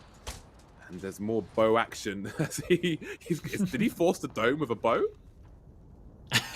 Imagine if he did. If you don't connect for a shot, likely you just hear a little whisper whiz by your ear, and you're not going to get too nervous. Meanwhile, the Kraber might do the trick. SSG, here we go. This is why Caustic in this location is so good. A team's trying to actually ape them, and it's Sweet trying to line up a shot here perfectly. Headshot opportunity for Sweet. Decides not to take it. Holding on to that precious Kraber ammo for late game. Probably a wise decision, but he might use it to try and thirst a downed player. Nathan's going to get tagged up a bit here, but I love this game so far. G2 finds himself in a fight thermal station. I love this setup, James, and the fact that we are going to be well positioned for a crazy late game because we've got NRG, G2, and Space Station all within a distance. We've got the Wraith Portal coming out once again, although Gent needs to maybe find or at least a shield swap to get out of here if he needs to. But again, we know that G2 love their skirmishes, and they choose them wisely. They find some serious high ground and then get their portal up and come in to cause as many problems as possible at their will. See how that continues as the Kraber still looks for more. Oh, that's a big frag. Lucas, goodbye. Nice job from Sweet applying pressure with the Kraber. G2 in a really tough position here, so we'll see how G2 plays this over in thermal with so many teams nearby. It looked like they were doing well. Good shield swap came in. NRG is just sitting on top of the perch right now like D-Day, waiting for the opponents to work their way up. This is a great position and wise decision here from NRG to choose this choke early and recognize where this ring's going to be pulling. Meanwhile, G2 is just sitting pretty on top of their arch still. Yeah, and they're making it really hard for players to find somewhere to settle. But Esports Arena are in some trouble. We've got caustic gas all over the place as it looks like someone's trying to invade their building. Maybe they're downstairs. They seem to stabilize for the time being. And yeah, SSG are trying to force their way in, and G2 have got some issues at the same time. They were up high a bit earlier on, but now they've made their way downstairs and trying to chase a Valk away, but they're being shot from other people as well. We've got players all over the place. These shotguns have to be ready, but down goes Gent, and designed for the Resulter. I've got to try and find a way to stabilize here. They can't be outside for too long because they're going to be shot from all kinds of directions, but how can they go inside? They're being harassed and cracked as well. Nice shots with the wingman, and maybe there's a chance to get some more shields up. Resulter up close as well, just trying to heal, hiding in plain sight. Yeah, both of them were down to about 20 or less HP, finally able to heal back up. That's going to be an interesting fight. We'll keep a close eye on that kill feed. Looks like the Zeinfeld's finally going to be finished. G2 in I think it's a 2v2 fight down there. Meanwhile, NRG and Nathan's going to connect with another shot, and they're going to do a good job deciding to hold this high ground, so they got to stand strong, stand tall. And it's a fuse, so I think that's Furia nearby. Nathan going with the Arcstar, hitting a couple bows, not able to get a knock just yet. Oh, well, that bow has run out of luck, and maybe their dome will be forced if it hasn't been already. But that's a fantastic Kraber shot, which maybe slows down the push. Just keeping an eye on things up top, and that fuse Q is going to cause so many problems. Having to pop the bat now. Thermite to create some space for the team, but the dome has gone. Nathan's down, and now it's just down to Sweet one versus many, and it's not going to work out for them, I don't think. Yeah, he's a goner as well. That's goodbye, NRG. Yeah, it's actually going to be Sheesh with a third party. So that was Furia, Sheesh, and NRG in that fight. And remaining, you see the list of teams on the right side here. G2 did get taken out during all of that as well. Furia now fighting for the same position. We know it's against Sheesh. Whoever can control this choke will likely be in a great spot to win this game. So this fight is massive. Yeah, it really is. And just have a look at how small that ring is going to get soon. Nice Wig is trying to hold on as we've got many players above, many players around the corner. I don't know how long he survives here as that caustic gas has gone now and he's in all kinds of trouble. Esports Arena still fighting, still up. He's holding angles. The prize has gone. Nice Wig has gone, and that might be all of Sheesh out of the picture for now. 6 squads remaining. Esports Arena still doing well, still in some position. Trying to find some cover behind these boxes as bombardments come through. They're just trying to spot all the players, avoiding the Arc Stars as well. Have to keep an eye on them as we have some close action now, some tapping at close range with the scout and a massive cinder hole. Cracks 2 of them, but will they pursue? Yeah, this is like the Revolutionary War here as we have 2 separate battles, the battle for Thermal Station, the battle for the hill. Well, we'll see who can win each battle and ultimately win the war. SSG dropped, gonna knock 1. Great job from him. Meanwhile, ESA, wide right flank connects. Renegades is out and down currently, finally gonna be eliminated from this lobby. So, the battle for Thermal Station, won by ESA, but they do still have the likes of Space Station nearby and Furia trying to win their battle for the hill. Yeah, there's some cover for now down below, but once that ring is closed, will they have any angles to hide away from this high ground? You see Furia still trying to control it, but they are going to be contested soon, it looks like. Just seconds away from that ring starting to close. And they have to win this fight. Again, that is their biggest threat, but we have the Valcult now, but where are you going to land? They'll at least get the information as they circle, and you can't try to focus them too much. Well, Furia can, but everybody else needs to think about the other people who are around them. So they're going to land out of bounds for now, but eventually they're going to have to drop, and Furia will have to deal with this, but Space Station will contribute as well. Yeah, that's right. It's kind of a desperate Valkyrie ult and an opportunity to try and fight Furia for high ground, but it's going to be that Tech and Furia all over it, recognizing it's coming, and that desperation Valk ult did not pay off. We keep seeing failed Valk ults, and that's why we see Valk continue to kind of fall down in the overall meta. Not as strong as Valk once was, which I think a lot of players are happy about. Meanwhile, we got 4 squads left. Space Station, ESA, Furia on high ground. Space Station needs to be cautious because they have ESA to their right. Yeah, and Furia may be able to just focus on stopping players coming up and let them kill each other and then finish off the last player, because again, these teams are going to be pressured by each other quite a lot now. The Space Station have got some space to work with for the time being, but when that ring starts to close, they're going to have harsher angles. Do we have a... Where are Esports Arena at the moment? We still have some cues going the way... Oh, that's a lovely Kraber shot, and that's going to slow down the push again as we can see them. It looks like they're trying to round the hill as they know their cover will soon be gone, and Fury will try to control that space with all the grenades in the world. We don't see a whole lot of Fuse in competitive Apex, but look at the impact, right? We saw NRG get pressured by the Knuckle Buster earlier, and now it's happening again. Hackalo putting in work with Fuse. Meanwhile, on board now with Zera. And of course, back to Space Station when we have a sec. Space Station very low in ammo. Not a whole lot of heavy ammo as they were splitting. They're kind of desperate, so it's not a great situation for Space Station Gaming. I gotta say, advantage Furia because the zone's pulling to them as well. Yeah, that Fuse Q, man. Give him the gold helmet if there is one, because that's going to cause so many problems. It's going to shred so many shields, and it just slows down any intended push. And when the ring starts to move as well, that can make things very, very awkward if you've got low cover. There are still grenades, still Arc Stars going in that direction. That is the worst place to be, I feel like, right now. All kinds of harassment. Better file a report to the police. Yeah, that's right. We've seen the Ring of Fire and Knucklebuster come through for Hackalo and the impact it's made. 4 squads still remain in this one. It is a standoff. But again, look at the top left of your screen. You'll see the ring is going to be pulling up to that choke point exactly where Furia is, I believe. So kudos to NRG for predicting the right end game. Unfortunately, couldn't hold on as Furia knocked them off their throne. But SSG is going to decide to play low ground here. They're going to slowly inch their way in. Furia on the high ground. ESA alive, and one other team as well. Not sure who it is, and if it's a rat. And that queue is also information just to see if anybody's in that area. If you don't have a scan, you can use the queue as a scan if the area is small enough. And we see people running for dear life, trying to push through the dome now. And Furia will have a dome up as well, trying to shoot the traps before they can get. And the queue again, is this going to stop? You can't even leave the dome unless you want to get queued. Up close now to shotgun. Space Station trying to do what they can. The Rampage coming through, and off they go. Esports Arena alive for the time being, but Furia are abusing from the high ground, dropping down though. to capitalize on a situation and clean up the mess downstairs, bleaching the floor, but who's going to take the final kill? Two of Furia still up, and now it's just down to Tech, and Furia will, of course, be the champion, dropping down from the high ground, abusing position, and taking the W.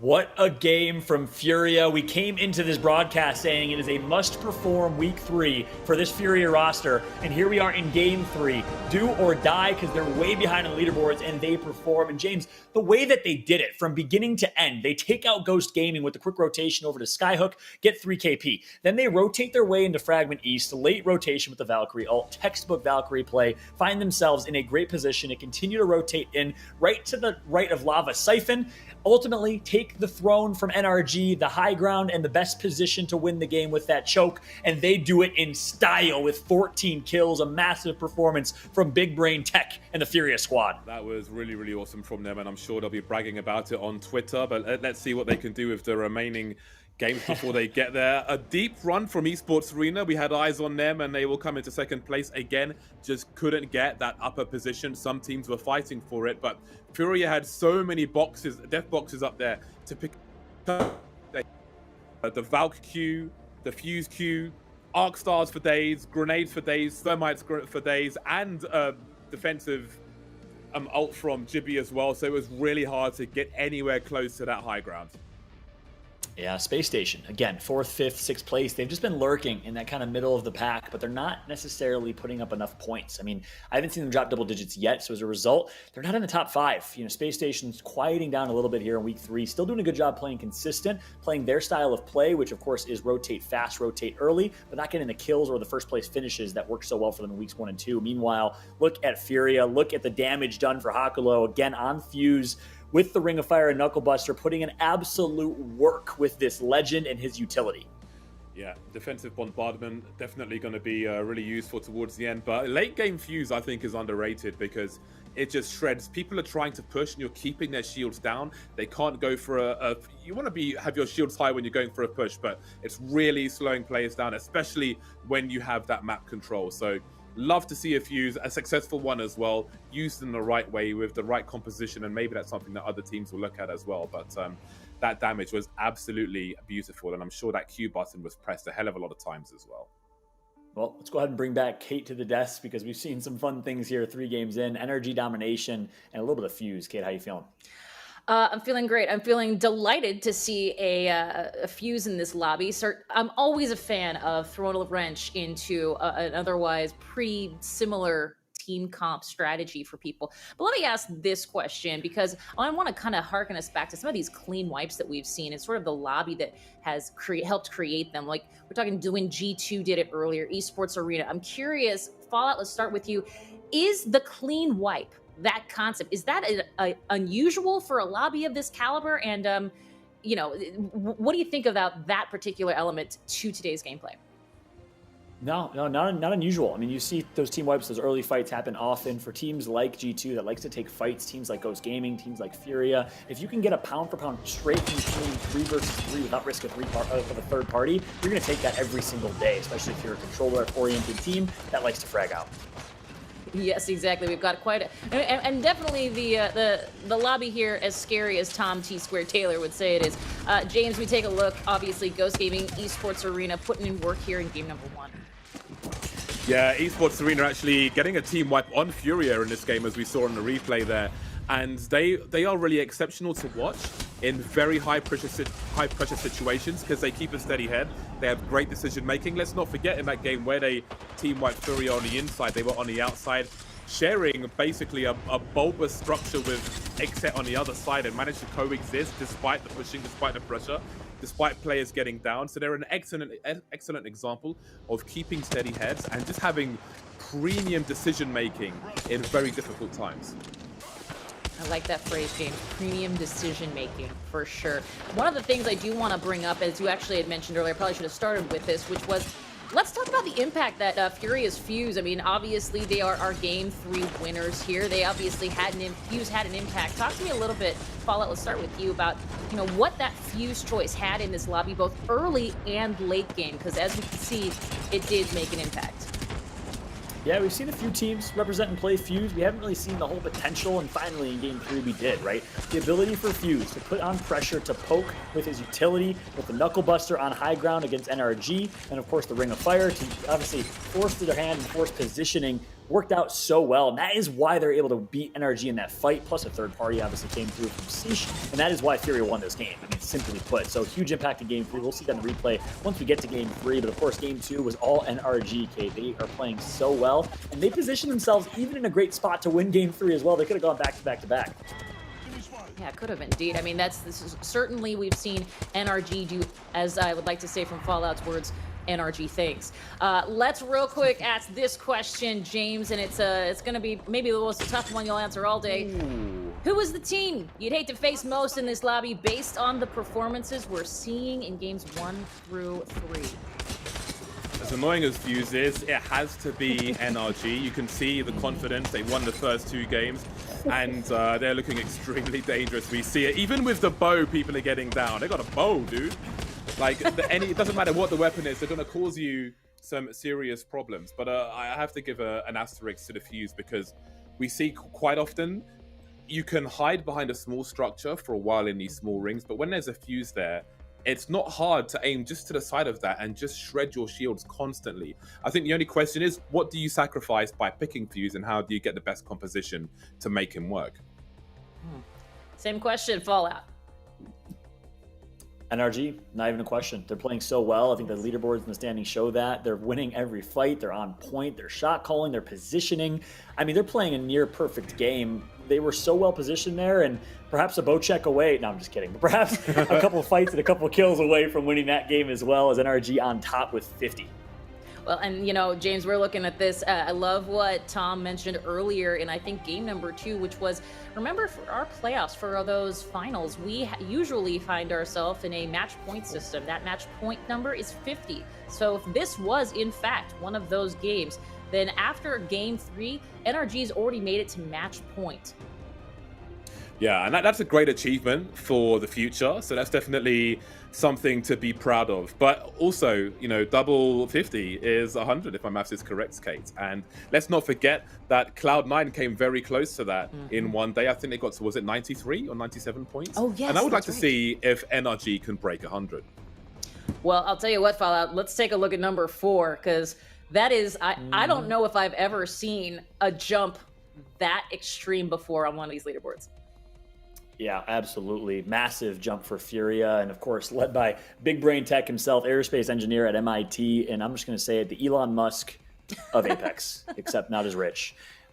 This man is obviously one of the most eccentric individuals we have, outspoken individuals we have on Twitter, and they actually did announce recently that they have an analyst that they just picked up. Didn't say which analyst, leaves us obviously in the dark there a little bit, but perhaps the new analyst paying off. That was a really, really pristine rotation, courtesy of Tech calling that one. I really liked what I saw from Fury right there, but the question is, again, I say it often, but consistency. We see them up and down. We see them get taken on early game fights. We see them try to take 3v3s early and sometimes not come out on top, and that's what's cost them. Well, you know what? Let's talk about consistency, specifically our social handles, because we like you to consistently follow us. That segue almost worked in my head. But anyway, head on over to Twitter, at PlayApexEsports, at PlayApexEsports on YouTube, and of course, at PlayApex on Twitch. Come and join us. You might be joining us already, in which case I say thank you so much indeed. But guess what? As we mentioned, we have just begun this Dog and Pony show. We're only 3 games in. Game number 4 comes on to us right after this.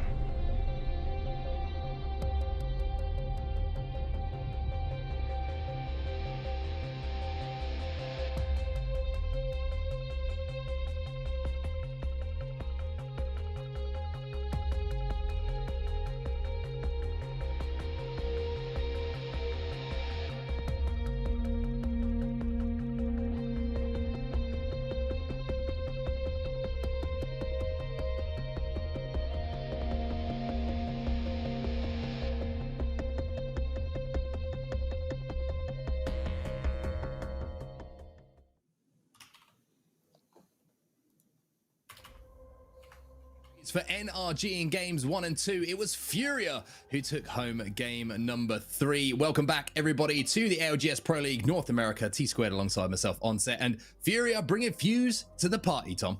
Yeah, and if NRG didn't get pinched from both sides, which is what happens when you hold that for so long, NRG's taken these high-risk, high-reward spaces, whether that's that broken building over towards the bridge side on Fragment West when they're trying to win that game, or they're going for the high ground over towards this thermal station zone. And one of the things that's kind of disappointing for me as we hop over to a team that lands over towards thermal station is a team that I was looking for and rooting for today, and that was G2. And G2's had 2 thermal station zones, and their best game was the game that was over towards Fragment. So that, for them, has to not feel good, and they're going to be looking to bounce back again here. But NRG, again, if they didn't get pinched, they're looking at 3 in a row right there. You love the way that Tech played that one. You love the way that everyone played aggressive. But Tech stayed alive, and he was the only player alive, basically, at the end of the game because he was the only one inside the actual zone.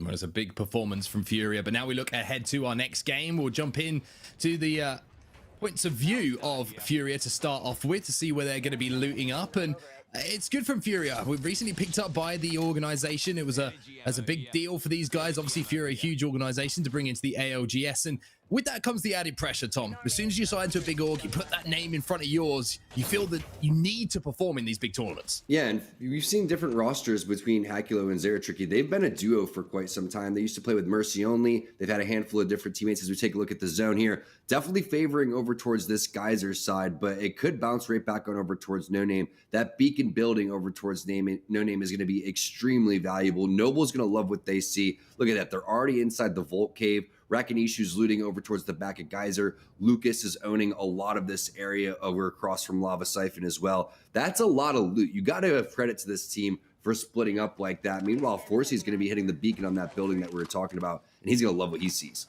Yeah, yet another unpredictable zone, we'll have to say. Maybe it's going to pull down to 100 Thieves, previously bottom 20, did manage to win the ALGS Championship in that open ground between Fragment East and the settlement just to the north of Lava Siphon. We'll have to see how it plays out when we get that third beacon potentially, but it's going to be an interesting one for sure. I wonder if teams are going to set up in that choke early, if it's going to be the most northern building on the little High Ridge settlement, or if it's going to be someone moving in late and, like you say, playing that beacon building, excuse me, as I remember to put my teeth back in. But Lazarus now looking pretty good on the armors, looking pretty good on the HP as they make their way towards zone, but it's going to be a long rotation for them. They're going to have to make their way up this balloon and probably just do a little bit of scouting first. Yeah, the good thing is you get the balloon and then you're going to get that redeploy too, so you're going to get right back into this one. G7 Scout with a 3x is a pretty solid overall, so you're going to be feeling pretty good about that one too.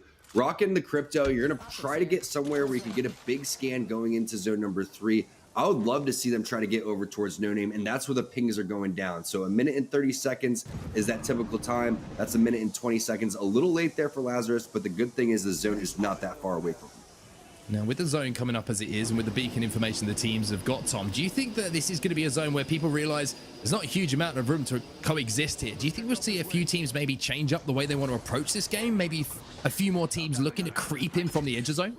Yeah, if you're creeping at the edge of zone, you have to do exactly what G2 does as well, because that's the masterful play. You go at the very last second, and then you slowly start to creep up in there, and you cannot have a team come in behind you. And that's what happened in game number 2, where Fury got caught just basically out of bounds, right? Fish out of water, caught him. Sharks are eating the minnows at that point. So a really nice play from G2 in that. 100 Thieves, they're trying to set up over here, Lava Siphon style. They are rocking that typical composition that we've seen in the past. And I think that they would like to have a little bit better armor here and a little bit better position. This is going to be a tough situation for 100 Thieves. Well, they've got one armor spare, but it's, again, not the color that they're looking for at this point. Vane's going to be able to pop a ping down onto that blue armor, which is going to give them a little bit more HP to work with. And Scurry's going to use the little boost that you get from the gondola to get across a little bit quicker. And hey, things are looking up. There's a change of clothes for everybody to match and in full uniform for 100 Thieves now. Blues across the board, as now they're going to take the next gondola across and try and get a little bit closer to that zone. How much are they charging for this gondola for these upgrades? Usually that's going to cost you some crafting materials or something along those lines, but that was absolutely free there for 100 Thieves. They are in right there, so they're going to be A-okay, but Furia, we saw this before. When they're playing edge, they're absolutely playing edge here. They may even wait for some later scans, try to get more information. There's really no reason, once you're this far out on the edge, to push further in, because you are going to get sandwiched. So I like this play. Meanwhile, we do have some knocks on your screen in the kill feed. Exile is going to get one, but Doesn't look like the flush is coming in quite yet. NRG finally makes their play. It looks like they get in over towards not the best position quite yet, so we'll see what they do. I mean, yes, they are close towards Geyser, but that's the building they really want there, Mark. Yeah, I think that Hill House building is going to be very, very popular with a lot of teams. A lot of teams wanting to set up in there, but for now, they're going to take the most northern building, which if they do get that pull towards Fragment, then they'll be in a good position to hold all of these teams out, rotating from the southern side of World's Edge. But for now, NRG, once again, making their way to a pretty good position early on here, Tom. I think they're going to be pretty comfortable for the next few minutes. Yeah, no doubt about it. This is going to be a pretty slow situation here for NRG. Yes, they're in a position where they can pick up some kills, but they're not in a position where they can take any main fights without getting third-partied, right? Because you have 100 Thieves over there. Yes, that is just one. Oh, that's actually all players 100 Thieves scooting in towards that building. But yeah, there's nothing that you can do right now if you're NRG except armor check, continue to try to build up your Evo shield, and wait for something crazy to happen from another team's perspective. 100 Thieves is going to go take this building happily as the other team starts to rotate in. One team has been eliminated so far, but still 19 squads remaining for now, as NRG are just going to be set up in this building for some time. I'd like to go over and watch some of these teams trying to play Edge a little bit more, to be honest with you. And I'm actually going to rename the way the Furia play it. It's not even Edge, is it, to be honest? They play Zone. And the wrong side of it.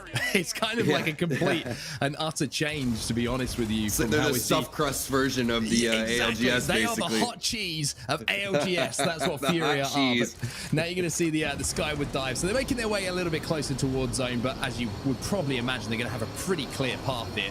And they might even be able to get some beacon information on their way. So Fury are kind of just changing the approach. And I like that. I always love when Tech's on a team because I think he's one of those players who always tries to think out of the box about something that might work that nobody else has quite caught onto yet. Definitely. And if you're playing Edge, you have to be worried about the other teams playing Edge. And we saw that in EMEA. We've already seen that today with G2 catching him out over towards the side. But the other team that plays the Edge are the Trials teams, right? Like Solo Q Goats is a team that does that in EMEA. Liquid's a team that does that here in North America. But when you don't have certain teams in the lobby and a lot of teams are playing Central, that's your opportunity to stay over towards the Edge. But they do have to be wary of where that team from Thermal Station is coming. And that's why you're seeing some unorthodox rotations being called. Well, here is Ghost Gaming. They're at Fissure Crossing at the moment, just trying to see if they can poke a little bit of damage on this team up in the middle of Epicenter on that spider-like structure. But it's going to be pretty difficult to hit some significant damage for here. Panda still needs 300 damage to get that Evo shield up to join his colleagues on purple armor. 16 isn't going to really do too much on its way towards that, but as we know, Tom, every little helps on your way towards those Evos. Yeah, it's been a pretty slow game so far. I know that they're going to be playing Edge. Look at that composition that they're running with Octane, Gibraltar, and Bloodhound. Let's hop into Listen In with Ghost Gaming and hear what they're talking about. I mean, look at it. I think it's just hard overload. Okay. We'll know in literally just a second. I mean, it could be like no name as well, right? That's like a big, like there's nobody up here. It's probably no name. So we're just gonna vibe. You want to play from that side? We're likely going to, yeah. We'll contest the side. I'm gonna scrap loot real quick. Okay. A little bit of clear. Actually, that dude's on Oh, holy fuck! Look at zone. Oh, beautiful. Okay, so we're probably gonna play for this outside then. We could double back right now and come in from that tunnel. I think that's the move. You want to rip balloon or what?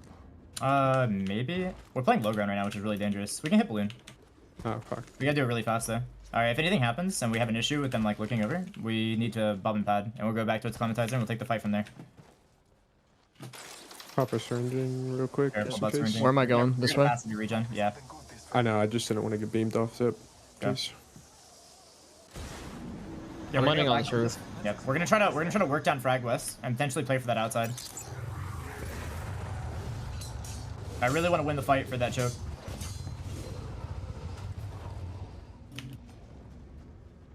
I'm letting you lead because I don't know where the fuck we're going. Yeah, it's fine.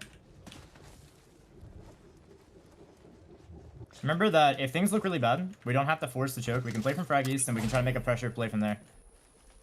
We never have to like make a stupid fucking play here. They think we went the other way, so yeah, we should be vibing for this.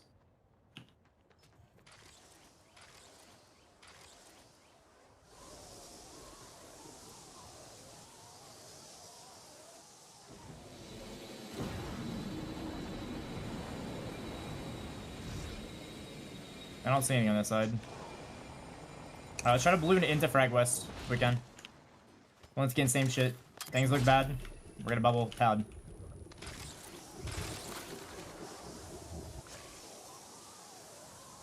Nobody's playing RV. There is somebody holding that choke. Nobody's playing RV. Yeah. You want to land 5-story? Yeah, we're going here.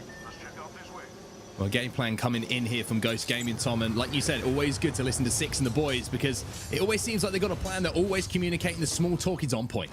Yeah, they have to have some sort of plan, right? There's plan A, there's plan B, and if stuff goes sour, then you need to make sure that you are going with that plan B, as we do see some knocks happening inside the village over here. Sweet finds one on Devatro. There's been some back and forth between the teams that are coexisting.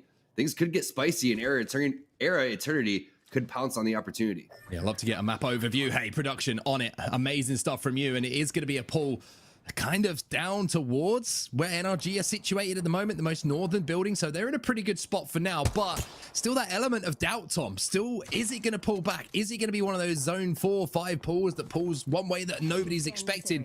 And I think if you see the lay of the land at the moment with some teams rotating in still late from the north, I don't think the teams are 100% sure on what way this is going to go either. Yeah, but one of the teams that's just on top of things is NRG, right? That's 3 zones, maybe 4 zones in a row that they've been able to pick. They did Valkyrie redeploy, I believe it was in game number 1, but putting themselves in that village there is going to be just prime position. And Era's in a prime position too until they have to slide down this hill. They're going to get pressured from a handful of different areas, and they have to be careful. Problem is for Tech, G7 Scout without a scope. Ugh. Oh, it's horrible, isn't it? Yeah. That's a a recipe for me losing RP right there. We'll have to see if he can make it work for now. G2 making their move as well, and they're going to catch someone off guard here. Double 45, make it triple as Designful starts to land some nice shots. The bubble going to be forced as well. Scan will come in. You can see Gentrifying trying to move up for his team as well to convert that damage, but with defensive bombardments being exchanged, the bubble will go down first for their opposition, so G2 have a base to play with. Designful playing this surprisingly passive after hitting for over 120 there. Gentrifying is going to get lit up. That's going to be Metro, I believe, with the Devo. Maybe that's the Rampage, but either way, Nox coming through in the gold bag res has to happen. Meanwhile, Ghost taken out by Prodigy Aces in your kill feed. You can see that. And Gent is back up with his gold armor. He's going to be A-OK. Fortunately for G2, they had some time from behind as NRG coming out with a clean wipe onto Hampino and CLG as well. A lot of players getting dropped all over the map all of a sudden when we had such a slow first 2 zones. My word. 3 or 4 fights breaking out all over the place. CLG go to sleep. NRG stay awake because they are making moves, and I love how NRG play. So many teams would be happy, content with sitting inside of that building, Tom, and just playing towards that end game. NRG saw an opportunity for KP, and they took it. And they won that fight, and now G2 kind of on the back foot here because the zone's going to be closing behind them. They're getting scanned as well, and this is going to be a fight they have to win, and more importantly, a fight they probably have to take too. You can see the positioning from Prodigy Aces is so strong. Designful's going to have to hold that off, but Senpai's with the off angle and just gets melted from the side. Results are now pushing in. You can hear the ultimate being popped as well by Designful. So G2 trying to turn that knock into a clean wipe across the board, trying to just scarp her up, and they will get the finish onto O-Senpai, but is that going to be enough? You can see Result is going to be in the feed with that knock, and now they're just trying to locate these final players. Gentrifying will take down Prodigy Aces with a combination play of Resulta, and that'll be 2 down, and that will be the fight they had to take, and like I said, they had to win. Very nicely done. Just R301 shots across the map. So clean. Senpai looked safe for a second. You saw the high angle from Prodigy Aces. It looked like Designful was the one out of position. And Designful's been prone to getting knocked. But yet Resulta was there with the angle, with the Gibby. The R301 was just so strong with Gentrify as well. Nicely done. That's a big fight. And like you said, momentum-based team now starting to heat up.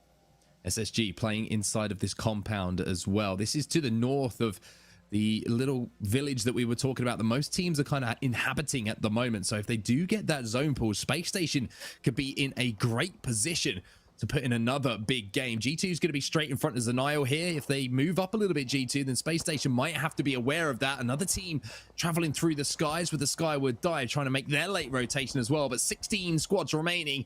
I tell you what, that's going to be cut about down to 7, 8, maybe even 9 when we see that next zone close. Yeah, a lot of teams are going to end up dying when we move into zone number 4, and especially teams that are on the outside here. Look at the coexisting going down. They're going to all have to play on the outside of these buildings, and there's no way teams like Fury and NRG, who are both the teams to win out of our 3 games, they're just hanging out, splitting rent there. That is an expensive building. The space station gonna have to deal out some meds at the moment. Oh, and drops in a little tough position here. I'm not sure if he got spotted, though. The missile swarm will come in, and he hasn't been able to pop a battery or a Phoenix kit for now. Gentrifying in the feed as well. We'll get a finish onto Castellos to finish off the team they were previously fighting. Lazarus now making their move in as well, landing under this bridge, and this can be a pretty strong spot to hold. If you can hold the angles from above, you get a pretty decent amount of cover, which is probably what Space Station are hoping they can find. I love that play. Remember when we're talking about how the zones have been a little spotty, they've been unpredictable, kind of bounced in here and there sometimes. Well, this zone, they have the information, and they're going to go full send it onto one of the safe spots in the map. About promos, you've been enforced. They're not safe. Noble coming around the corner. They're getting pinched from the side as well. That's going to be Noble with the sandwich. Not looking good. Duplex picking up a couple kills. Meanwhile, Esports Arena, they are big chilling. Look at the amount of real estate that they're owning with this high ground. Defensive bomber's going to come in. There's a Gibraltar dome just below them, but look at that zone pull. It is moving towards the High Ridge Village, so where NRG were, where Furia currently are, is the place to be for now. Space Station are going to have to make a really, really tough move, as now they're actually going to try and force things here, it looks, on this top building. It's NRG versus Furia. Furia showing no fear whatsoever, but are they going to be made to pay here? Nathan comes in, picks up one. Tech will pick up one himself, and that will be NRG winning the battle of the building, as Furia will fall. Furia sends it, and Furia goes down. And speaking of going down, the defensive bombardment going down right on top of Space Station Gaming. They said, you know what? We're redeploying out of here. That was G2 on top of the case, but what a fight. We'll see if they can get Nathan back in. That's going to be Rocker getting dropped by Strictly. Unfortunate. And Xset is going to help clean that one up. But meanwhile, I want to break down that fight that happened with Nathan. Can we talk about how he ran through all three players and knocked two of them? Doesn't matter if he gets thirsted. I mean, yeah, it does in the long run, but that was a sick play. I love watching Nathan play. As soon as that bubble goes down, the man only knows forward. It's crazy to watch, and it's why he's one of the best fraggers that we have in the Apex Legends Global Series. It's very rare when that kind of range that he doesn't hit his shots, but G2 have been gifted a pretty decent spot here. They're going to have to fight their way down, and look at this. This was NRG's previous home. The portal from gentrifying now means that they have somewhere to play as well. Design for up on that high ground, but now look at Noble just outside of the zone here, having to be careful. Recognition going to be last player alive. Defensive bombardment might finish things off. I've never seen anyone that was definitely set for death more than that in my life. Whether it was the zone, same with Rambo. I tell you, we might now. They're all done for. Rambo's doing what he can. The only problem is he's got the zone closing behind them. Space Station in the kill feed as well, as they take the team down that was holding that low ground. It's Lazarus that's been eliminated. Also, they say one of the players has been eliminated. I stand corrected, as two players do still find themselves on their feet for now. Zed Davis and G7 dank those two players, but the banner needs to be recovered here if they want to play this game out as a 3, but Space Station winning a vital battle towards this endgame. So many death boxes over there. None of them can be grabbed, though, as looks like you do have Team Esports Arena rotate on over towards the corner over here. They've been playing it kind of low-key. That's where Lazarus had gone and taken their spot, basically. Some cheeky shots right there from Z Davis through the wall. Definitely not going to be able to get their crypto back on up, but still doing this as a duo is definitely possible. We've already seen NRG win a game today just as a duo. And once again, is Esports Arena with another great position towards end zone. They're going to have to force something here, but it's a forcing of a fight against a duo instead of a trio. So if they recognize that, they're going to be in a great position here. Bubble being forced after the damage done from Duplex, and now they will be able to creep forward. They will be the trolls that normally hide under the bridge, but now they're coming to be the monsters on top of it. Yeah, they're going to possibly continue to bully the way over here, but they're worrying about the team down below as well. I like this play. Running out of ammo for Verholz just a little bit, so you got to be a little bit more trigger discipline here as Renegades is going to drop. That's going to be Exile coming through with the squad wipe as well. Vaxon and Saucer going out in 9th place, but Esports Arena may want to consider going for a redeploy if they have this here. I know it's going to be difficult, but there's a lot of opportunity to play on the outside of the building, but Xset's already there. Multiple teams are going to have to do this because of the fact that there's going to be a team already inside. Well, Xset managed to find the last player alive for Lazarus, eliminate him, and they now have the outside of this building to play from. Rampage in the hands as well of Clarify. Bubble will go down to give them a few moments, but this looks like an engagement. It is going to go down, and you can tell because that Nox gas is down as well. Skittle Cakes will fall. Resulter in the feed as well. Xset trying to hold off this push desperately, and it looks like they will. They take down Esports Arena. A big hold from Xset, who need a big game. G2 seems to be healthy still. Xset trying to reset. If Clarify can get this med kit off, that's going to be big. You can see another portal play from G2 to try to avoid the situation over here, and that's very common. One team inside that building, sometimes two, and another team on the outside. 7 squads remain. We'll find out exactly where the rest of the pressure is going to come here very shortly. Portal being taken up to the high ground here by G2. They've only got a rock to play behind, but it gives them some angles to work with. Good shots with the wingman. Great shots with the wingman from Designful, but the only problem is look at the bombardments coming down. Bombardment by name, bombardment by nature, but somehow G2 managed to tank it for now and stay alive. And the counter bombardment comes down as well. Beast of the Hunt's in hand for Designful if he wants to use that. They do have the bubble there. Scurry from 100 Thieves taking down Tech Candy. That's going to be a double grenade right there. Arc Star into frag. Now the frag grenade going to be lovingly rolled down the side of the building as well as G2 now make their move in as well. Designful doing a great job to finish off Eternity inside of this building. Can he finish it? Yes, he can. Bowser will fall, and now we're down to 4 squads. G2 holding this fence, and they might be in a position here to maybe third party this battle unless they get focused as they try to move in. Once again, that bubble is going to be vital in this endgame. G2 specializes in these small skirmishes. We've seen these teams in the end zones before. Space Station Gaming, G2, Xset, 100 Thieves, all amazing teams. Basically in great position right here. I mean, it could be anyone's game. Everyone is full. Everyone has the loadout that they want to. Yes, Vane's running a little low on ammo, but this is the last zone. It shouldn't matter. You can see Designful is also popping some ult excels. 124 from Gentrifying. Look at this little head glitch that he has, Mark. Gentrifying looking like something out of Star Wars with those shots coming in from the L-Star. Almost managed to get that knock. Now there's a team up on the roof, so G2 trying to focus them, and Space Station just trying to buy as much time as they can before they have to make their move. The missile swarm's going to slow that down ever so slightly, but it doesn't do any damage. So they're going to be in a position to maybe make a late push here, but the bubble is going to be their only form of cover. They have to hope that someone else engages here so that they can make some sort of play towards this building, but it doesn't look easy for them to do so. The bubble play was on point. You can see trying to avoid the Nox gas grenade is Gentrifying. He's also taking some off angles. Double knock right there with just a small little burst. That's 100 Thieves going down. Still 3 squads remaining. You can see exactly what G2's plan is. Space Station Gaming on over towards the side, but Space Station Gaming somehow has been remaining low-key throughout all of this. So good from Space Station. So much discipline being shown for them, and a chance for them to really make things count. However, Han Solo's around the corner. Call him Gentrifying, call him what you want, because he is melting Space Station as they try and peek around that corner. The problem is that gives the signal for Xset now to push. Gentrifying goes down. Resulta last alive for his squad. He'll pick up 1, but can he hold off Space Station Gaming, who are low HP now? Frex moving in with that alternator. It looks like it's a 1v1v1 maybe inside of these bubbles. Frex will fall, and Xset will clutch up. That is how you play an end circle from all of the angles, from all of the teams. Space Station Gaming playing phenomenal. Xset was playing phenomenal. G2 was on top of it. 100 Thieves unfortunately gets melted in 4th place, but they were playing amazing too. That is how you play Apex. Amazing job by Team Xset. Amazing job by all the teams, really.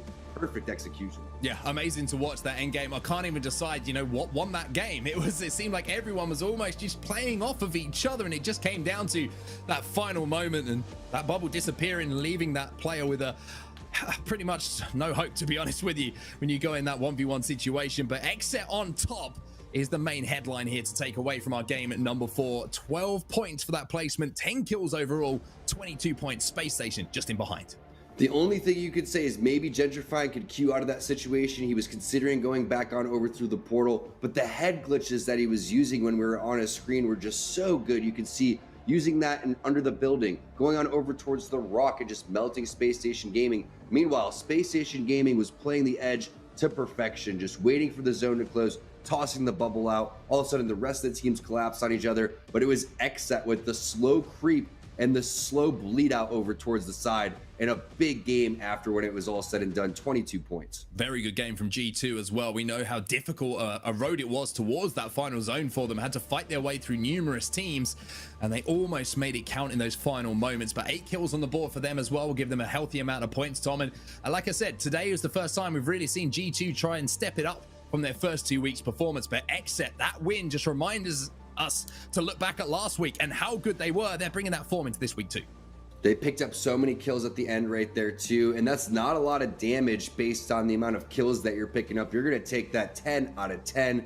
Amazing job by Exet. It could have been anyone's game at the very end. It's all about the Gibby bubbles. It's all about the teamwork and all about hitting your shots right there. The communication, I'm sure, from all the teams were extremely on point too. What an exciting game number 4. I love the fact that I feel like we've got 2 of the form teams at the moment in Apex Legends in this lobby as well. Exet, you got Space Station, and of course you got NRG, who have looked like they found their form as well. I really feel like form is something that's starting to find its way into Apex Legends here, Tom. As we take a look at these leaderboards, either teams are finding their groove and feeling good, or it feels like they're off the boil a little bit. Yeah, no doubt about it. And you look at teams like 100 Thieves, Benchwarmers, Renegades, Noble, all of these teams have what it takes to be on the left side of the leaderboard. Right now, they're just a little bit slower in terms of these team fights, in terms of the rotations, and the communication is on point when you listen to teams like NRG, et cetera, et cetera. So I can't wait to see what happens. I know that other teams are waiting to get back up on the leaderboard because Furia jumped up 16 spots. If you can do anything, just look at what they did in the previous game before this too. So still 2 more remain, and it's anybody's series. It's Exet jumping up 14 places with that performance as well into 6th place. But look how tight it is outside of that top 4. You got 27, 25, 23, 22, 22, 21. It goes down. You can count yourselves, and you can all read at home. But again, much like we saw from Amir earlier, you got a couple of teams that started to separate themselves. But Tom, the rest of the lobby is still open for everyone to put in a big game and throw themselves on the leaderboards. It really is. Don't forget that you still have to get on that accumulative leaderboard too. So if you're not, stretching and reaching for all the points that you can,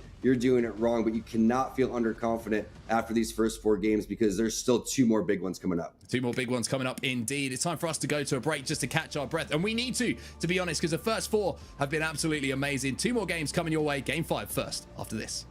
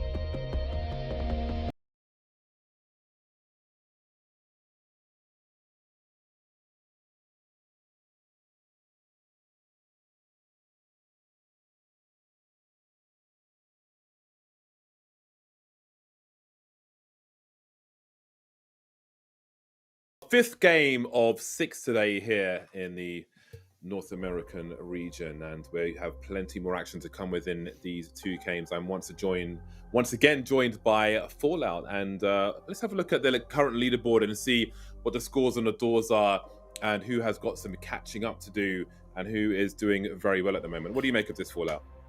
Yeah, Energy started so strong, right? 50 points through 3 games. And look at this, G2 crawling back, narrowing that deficit to just 12 points. So at this point, it's anyone's game. We talked about G2, this being a must-perform series for them. Well, they have shown up in a big way. But look at this, the consistency of Esports Arena and Space Station, 1 and 2 in Pro League overall above Cloud9, it's showing up. Yeah, Space Station's performance has been very, very impressive. The consistency, choosing when to engage when it's at their liberty to, and just chilling in the meantime has been really good. So they're focusing on the deep runs, and that will move them up 5 places to 4th place here and 33 points. So despite the huge start from NRG, we've got some teams catching up to them a little bit. And at this point, anyone within that top 4 especially, I think it's anyone's potential game with 2 games left. It depends how Energy performs, of course. If they drop goose eggs, well, of course, it's anyone's game. If they continue to play how they did in games 1 and 2, not even close, that's for sure. And a couple teams on the right side of those standings, right? 100 Thieves, Ghost Gaming. Ghost started strong, has been quiet ever since. These are teams that you really, really looked at with a magnifying glass coming into this week because they needed to perform, and they haven't necessarily yet. 100 Thieves haven't yet raised their banner to the expectations of 100 Thieves, championship caliber organization, championship team from, of course, the NA champs, and haven't performed yet. Yeah, it seems that magnifying glass may be burning them. We'll see if they can survive. Again, the last 2 games now, and a victory. If you can hit that 1st place, it can dramatically change how that leaderboard looks, and there are 2 more opportunities to do that. So we'll see who's able to take that 1st place and hopefully get some KP as well. That's right, as the dropship is flying across World Edge for game number 5 here. 100 Thieves, well, they'll be dropping in Tree, just south of where we see Xset here, dropping in Harvester. Going to go for the quick recon, and we'll see exactly where this ring is going to be pulling. That's going to be pivotal information here. We'll take a look at the overhead map and let you all know as soon as we possibly can, but it looks like Xset is going to be within that map, so a good start for them. Meanwhile, we'll check out Noble. We'll check out a few of these other teams as well. Noble dropping Geyser. We have Era Eternity dropping Fragment East. We have Madness & Co. dropping Fragment West. Those are kind of some of the teams nearby, Noble at least. Yeah, we can see Noble are dropping on the crafting, so that can help them get some evo on the go, should it be required. But they'll go through the bins first and see if there's any more armors to find now. And we can see how the map is looking. What do you think of this ring here?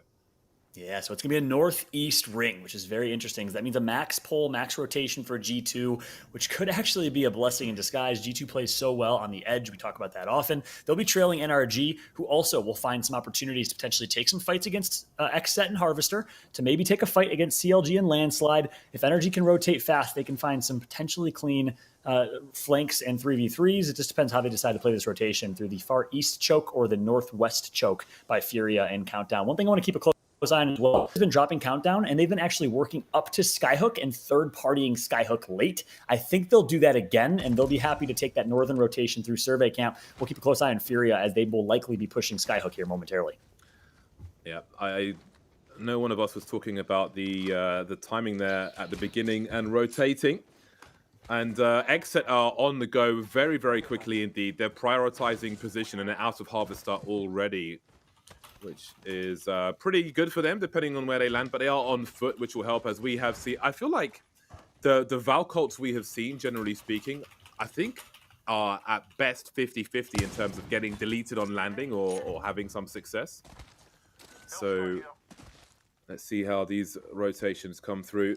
There's some gold for Designful to collect. We'll be hoping for armor, I'm sure. Look at this, Furia on cue. Rotate up to Skyhook and find themselves looming over a third-party potential with Ghost Gaming nearby and Premier nearby as well. So look at such a fast rotation from Furia. That's their textbook. That's their strat. Quick countdown drop. If they're not contested at countdown, which sometimes they are, they're going to rotate quickly to Skyhook, and they're going to try to fight. Yeah, and their armor is looking glorious as well. There's plenty of favorable loot. We've got some nice backpacks and scopes as well. And of course, Fuse is on deck, and I think everybody enjoys this unless they're on the receiving end behind a small rock. So Furia are going to have plenty of engaging action. The Rampage is out as well. The Rampage is becoming more and more popular feel like it was notable with Abraleli, but we're seeing on more players now. We'll see what they're capable of with it as well. Yeah, you mentioned a few shots to a man, a tasty burrito, who called me on Twitter for calling it the knuckle buster instead of the knuckle cluster. But you know what? The trivia was too good from last week, if you know what if you know, you know. Meanwhile, Fuse and Furia find themselves in a fight here against Ghost Gaming, and keep in mind there might be Premier nearby. Big 3v3. This could be massive for Furia. All up to Hackerlow. Mr. Fuse himself, he's last alive, and he's going to get taken out. Ghost Gaming gets the better half of this one. Furia is out. Well, that was a turn of events. We looked at their rotation for some promise, and they got deleted. They got put in boxes real quick. Well, that's a very unfortunate end for them after the success they had 2 games ago, but sometimes it'd be like that. They'll be out the door. They'll be kicked out the door by the likes of Ghost. That is some nice early KP. I think it was Team Sheesh we heard talking earlier about having some early KP. Just to kind of secure something, worst case scenario, because it can always go wrong. Yeah. You know, one thing that was interesting, we saw Premier actually re-enter Skyhook. It looks like they heard from a distance the fight, and they wanted some part of it. That's Premier, formerly known as Obey. Ronnie, Hambino, Crook performed fairly well throughout ALGS Season 1. And they might just be keeping a close eye on Ghost and maybe gatekeeping, maybe playing a little sneaky, much like we saw Sentinels do in that infamous clip that my man Onset had someone meme on Twitter. We might see Premier do the same thing, kind of sneak over towards this choke and wait for Ghost Gaming for the opportunity. We'll keep a close eye on it if it does happen. Meanwhile, Legacy MX Mexico taken out and fighting against ESA right now, but it looks like it's ESA Black getting, or ESA, sorry, getting the upper hand. See, Renegades are close, but they seem to be moving away from Ghost's position. Vaxlon losing his armor very quickly indeed. Where are your shields, bro? Cousin? Fam? Moving into the tunnel. Brother, we'll see if sister. they're going to get thirsted by Ghost, who they move a bit closer, but they're being careful about it. Yeah, that's right. That's that choke I mentioned. And instead of Premier, it's actually Renegades that's going to actually rotate over towards that choke. Keep in mind, Renegades, well, they drop all the way over in... Actually, I'm not sure where Renegades dropped. I think they typically drop Tree. So I'm a little bit shocked to see them all the way up in Skyhook. I don't know if they didn't drop Tree this game, but that is a very fast rotation coming from Renegades to make it all the way to Skyhook choke.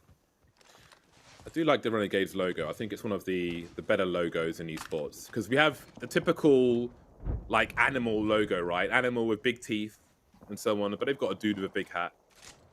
You know, despite the fact that my head is way too big to wear hats, I do appreciate the logo. You and I both. It's a sick one, that's for sure. A little cowboy action. So you keep an eye on XSET. Your winners from last week had a really, really big game, number 4. Over G2 and Space Station. Those are some big names. They need a big game 5 and 6 if they want to continue climbing the standings here. A team that has certainly performed so far in the Pro League, especially in week number 2. Looking for a consistent game in week number 3. And we'll want to keep a close eye, obviously Unlucky over here at Epicenter. Some long-range poke. But we'll want to keep a close eye on Renegades and Ghost Gaming, as they're going to have to make the rotation from Skyhook. We'll probably go back and check in on them. I'd actually love to do a listen-in with Ghost as they decide how they want to rotate, and they're going to be obviously facing some teams on that rotation. But for now, it's Unlucky over in Epicenter, looking for some poke and looking for an opportunity to take a fight. Yeah, these longbow shots looking certainly unlucky, as I don't think he's hit one just yet. And that's not too far a distance. Oh, that's even more unlucky now. This is getting very ironic indeed. Able to escape without too much damage done, however. That's a beautiful skin on that gun. Mm-hmm. You appreciate nice skins when Absolutely. They come. Yeah. Put some nice stripes to it. Meanwhile, Esports Arriva still over in Lava Siphon. And they, of course, will find themselves having to be really cautious. They dropped Lava City and rotated over to Lava Siphon. From one Lava POI to another. And, of course, I also have Lava Fissure. A lot of lavas here in this current season. Ecstatic for next season, by the way. Escape. The new map looks very, very promising. Ash looks like she has a ton of competitive potential, great mobility. I'm really looking forward to Escape, the nerf to the L-Star, thank goodness, which Onset called a gun from Star Wars. Is it Respawn's Apex Legends, or is it Respawn Jedi Fallen Order? Either way, you like the Star Wars references in Apex. Yeah, I appreciate that. I can see where he's coming from with that one. Yeah, I do you know what? I can't wait to see the top up with the Mastiff. That's what I'm looking forward to. But also, I think just the color scheme on the map is going to be very engaging, and I'm looking forward to seeing how the areas with water will be handled in that game. But the movement looks very, very interesting with the new movement options we have there, which we don't really have in the current maps with the balloons and so on. So Very interested to see how that one plays out. Now, Esports Arena got their data and they will head forwards. We can see that ring is heading more and more northeast, and there are a lot of teams there already, and there's plenty of open ground as well, which is good for spectators, but bad if you're trying to find some shelter. That's right. Love that you appreciate good artwork in video games. A lot of work goes into art and lighting. Big shout out to the Respawn art team, lighting team, everyone that puts so much work and effort into making this game so beautiful, by the way. And shout out to the build team as well, my man. Tread, hey Tread, aka the one and only. Big shout out to every single one of the Respawn devs supporting ALGS and competitive Apex as we take a look here at Esports Arena, making their rotation over back towards Harvester. They're going to play a very cautious rotate, really wise decision because the rotate above no name POI is going to be a scary one with so many teams nearby. So they're going to play the cautious route instead. I like that decision. As we do actually have a listen and ready with ESA, let's take a listen and see how they decide to finish this rotate. I think we Valko from this. Let's check out this way. Just zip up and Valko.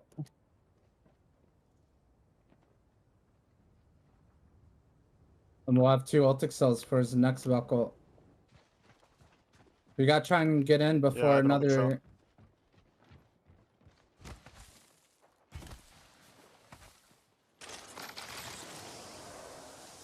There's just Valko up here. Valko. Go on.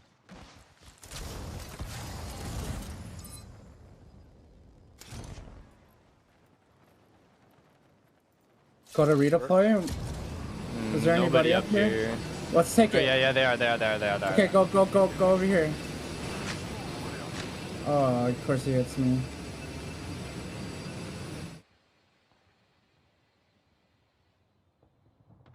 Pop a ultic cell right now. Here's another one. I'll get it back super quick with 2. We'll just slide down the survey and try and get a spot in. Do you see any free spots right now? And we're literally on the hard edge of zone. Only half this building's in. Donut Clementizer wouldn't be a horrible spot. Let's just Valko from here. Do you got Valko? Yep. Yeah, I'm about to. Yep. We're gonna have to find a good spot here, boys. So look around, Skittles. You can make a call here. Don't be afraid to. I know. I just don't know what's free because we're. I know. Wanna go here? You ready? Just do it. Yeah. Just do it.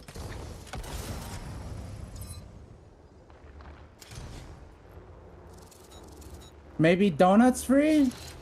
That donut? If it's not free, remember it's only round 2. Kinda risky. Fuck it, go in. Land right here on the height. Well, bob in. Yeah, they're here. There's a team there. Go downstairs. Go downstairs.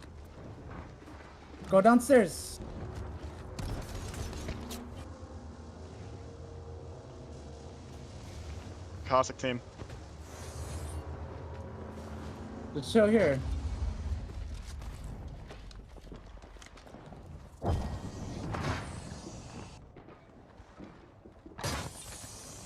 This is not a good spot. Is there any chance we could maybe get up into there? Not with this team here. I can go into zone and do it. We could literally just walk into zone and go around. We can scan this area. Let's do it. And they're watching us, so we need to scout and make. They're going upstairs now. Okay.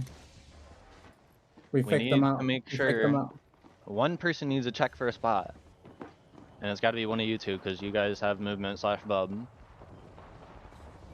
I think we just tank through zone. We tank through zone, take zip up. I don't think they can fry us. It's totally safe. They can't shoot you like walking. Let's go. Are we sure that it's free over here? I think it is. There's a pad right here. Jump pad here. Well, this is a full send. This is a full send. Pad in. 2, 1. We're in. This room sucks, There's a by team the way. here. Let's try and get this room. I think we want to try and get that closer room in. Is it possible? I think it's possible. Oh, there's a window right there. I think they're above us, right? Yeah. I have to waste Bub. I think we push it. There's a team back here too. Yeah, I we think don't want to be on push this it. side, I don't think. Alright. You ready? Yep. Go. They're in there. They're gonna go back. Go back.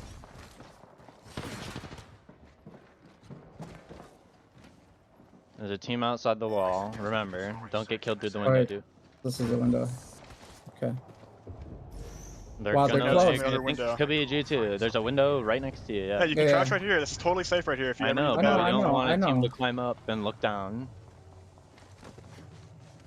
Let's wait for his traps. Remember, this window's open. These barred up windows aren't. You can't shoot through.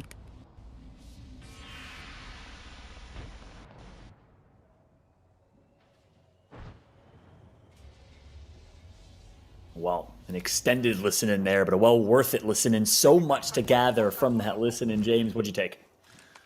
Well, they're very methodical. They're not afraid to take a risk. You know, there's no bickering in the team, which is great. The communication's really on point. They understand the risk they're taking, but they believe in their own skill. So I think that's really awesome from them. Yeah. They make their decisions quickly as well. But you know, some part of that rotation, they didn't really have the info, so they've got to figure things out as best they can and use the clues, the sound cues, and so on. But it was pretty good. Absolutely. A couple things for me, and you kind of covered it, right? You got to be comfortable being uncomfortable in competitive Apex, and we got to see it from them right there. They were not able, they weren't getting too frustrated. They were comfortable being uncomfortable. They were really uncomfortable throughout the entire rotation. Couldn't find a spot that they wanted. The second thing in particular is the importance of the 3 roles in competitive Apex, which really comes down to a rotator legend, a flex legend, and a support legend. Obviously, in Apex, you have recon, you have all the defensive, you have all types of different classes, but in competitive Apex, it's different. The importance of those 3 roles in particular, and you heard him when they said, hey, one of you needs to go check for a spot. That's the rotator legend. Typically, it's a Wraith. Typically, it's a Bloodhound. But in this comp, you don't really have a great rotator legend. The best you got is a Valkyrie, and it showed right there. So that's where Wraith is so valuable, and that's why G2 is so great. Gent in particular, he's one of the best rotating players and flex players in the game. See G2 clearly discussing where teams are, but where they also have to rotate because they are not in the zone right now, and Renegades have got all kinds of problems. Baxlon up close there with the massive, trying to land these shots, switching out for the close taps with the scout, and that will be enough. They can get Sorcerer back up unless the 3P's on the way. A quick scan to see where people are, maybe warn them off as well. Meanwhile, Ghost Gaming going to take out 2/3 of ESA. So that's the team we followed for a while. They didn't really like where they ended up, and it shows as Ghost Gaming is going to pounce. Nice shot from Renegades to take out 2 or 3 right there. They get some kill points, valuable kill points. 16 squads left. This is a stacked late game, which you would expect based on where the zone ended, because there's so much cover that you're going to see a lot of teams remaining. Meanwhile, G2 on the prowl. They take out Sheesh. We can see NRG in safety at the moment. They can see the teams that are around them, and we can look at that ring. They're going to have to find another place to go to soon, as 20 seconds. That ring is going to cause some problems. Well, we've got the portal being made by Sweet now. Oh boy. Very, very important for their rotations, but it may have to be a little out in the open. Just having a look-see. Now we'll see if they choose to engage, as I don't think they're going to be too safe in that spot once this ring starts to close. That's right. Meanwhile, we do have XSET still in the same position here. We got NRG who made the rotation. XSET's going to be hitting a Valkyrie rotate. Excited to see how NRG continues to play this. G2 is potentially out. 2/3 of them at least. I think there's one left. It might be Designful. And as I say that, he's going to get shut down by Impulse. So we'll take a look at XSET here on their rotate. They're going to go high ground. Need to be careful because they could get focused here. Yeah, where are they going to find for cover? They're going to have to drop. There is a team below them, though, and XSET are having a lot of problems now. Just a Valk remaining, and again, we talk about hiding in plain sight. I've said that a few times, but look at the teams. There are teams everywhere in all directions, and he's literally just crouching behind a door. Teams to his right, teams ahead of him, teams on the inside as well. He's in so much trouble. Yeah, that's right. Insane game number 5 here. We got 15 squads still left as we go into ring number 5. It is stacked, and as I say that, 3 drop. It's Noble, and it's XSET, I believe, out of this one. 12 squads now remain as we're on board with NRG. They find themselves in a really tough position. Let's jump into a listen-in with NRG. Oh, I can't crouch right there. Come back to me, come back to me, come back to me. I only have 1 saw. He's not focusing us. He's not focusing us. Bro, they might be so stupid in Valkyrie, and we get this for free. Anyone that peeks us here, bro, we just gotta try to greet our bubble as long as possible. see us, bro. Yeah, just hide. Can we come to me? Don't. Can we just come to me? Like right here on me. They can't. Like they have to peek up. Kids are shit in this game. They might just fucking think, all right, we're gonna Valkyrie hide or something. Like this could be a fucking lick. Yeah, I don't know what the fuck they're doing. I'm insta-bubbling when they like swing that, okay? I feel like low-key, maybe, what if, because we don't want to bubble if it's just one guy. I think we shoot him first. We shoot him and then we get bubble if you have They're all to. looking the other way, boys. Oh, I think they're going to try to play this. That's why. They're going to just play that side, and this will be kind of a questionable spot with them playing there, but they're going to have to fight for this, and we third that. Roof is not going to be safe. Like, the roof will be safe, but it'll be like our side. And we can jump over this wall and play right here too, boys. Over this wall, there's crates and shit with corners that, who knows, we might be able to play, right? Yeah, there are. We're about to hit a lick. Can I stand Rucker? Because I have a longbow? Yeah. No, yeah, because I can, if I headshot 1-on-1, that's fucking huge. It's AFK here. He's there, but don't you? He knows. He did. I don't think he, dude, dead eyes. I do not think he looked. I do not think he looked. They're gonna get exploded here, bro. They won't be able to play that. Let's just fucking chill.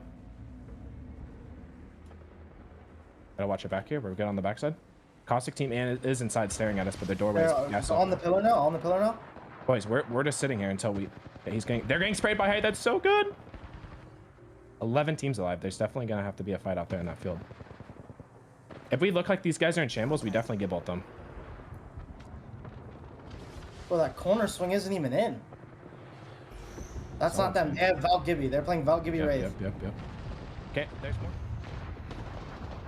And key word there, if they look like they're in shambles, we're definitely going to give ult them and expect some potential aggression from NRG. But for now, I think they're going to stay posted with where they're at for at least some time. But good to get perspective and good to hear the shot calling from Sweet. Good discussion on Twitter right now as well about that exact topic. Meanwhile, no, they're going to get aped and they're going to get pushed. NRG about to be out of this game. It's Ghost who had their number and had their position, and they had no idea. They got crept on. They were scanned the entire time. They didn't move. They were all bunched up together, trying to share warmth like penguins, and they got thrown into the sea.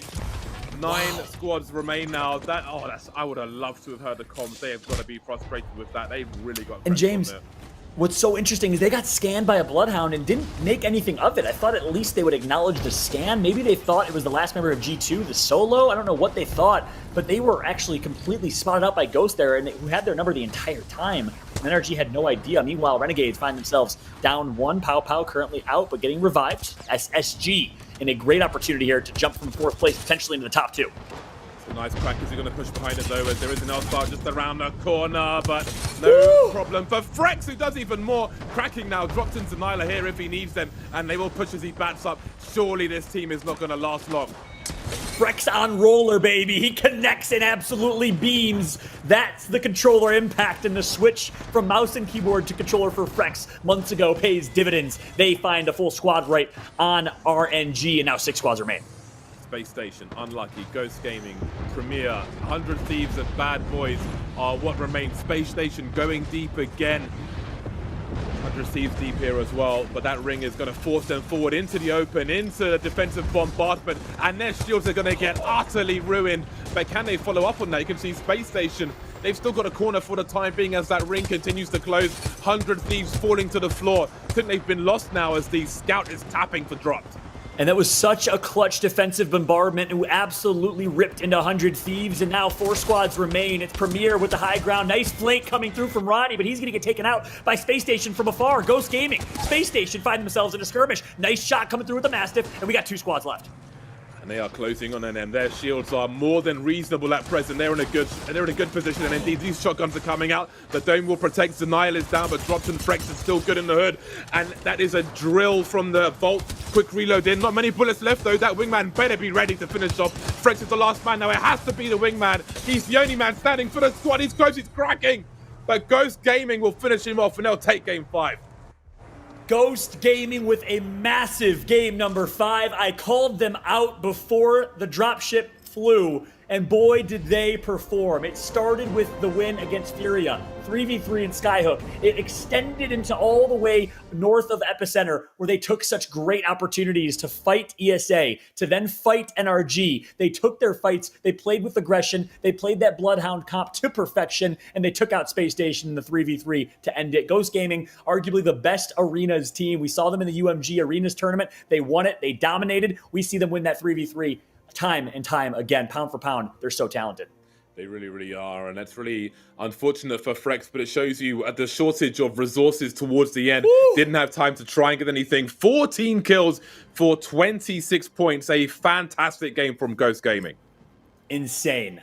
And I will say it right now, Panders is the most underrated controller player in all of Apex Legends. He is so talented on the controller. We'll, of course, see the stats here in a moment, but Six, the IGL of this squad, the lone keyboard and mouse player, longtime competitor, former champion alongside Nicewig in competitive Apex, obviously played with Hodsick on Pittsburgh Knights way back at the Krakow preseason invitational. Turns was the third on that team. He's just persevered. Every team that he's been on, he's elevated, he's made better, such a good IGL, and playing with a young gun in Panders and another calm, cool, and collected vet in Metro who played for Solafide early on. This squad performed here in Game 5. That sets them up great going into Game 6. It really does. And I believe that's the first, well, in week 1 and week 2, they didn't make it into the top 5, but they do way better than that in Game 5 here in week 3, a first place for Ghost Gaming. And they're not, I mean, sometimes they get the kills, but that is the gold medal they were looking for in Game 5. That's really going to impact their standings in the leaderboards. And we can see the scores on the doors. 6 kills for Mr. Octane, 6 kills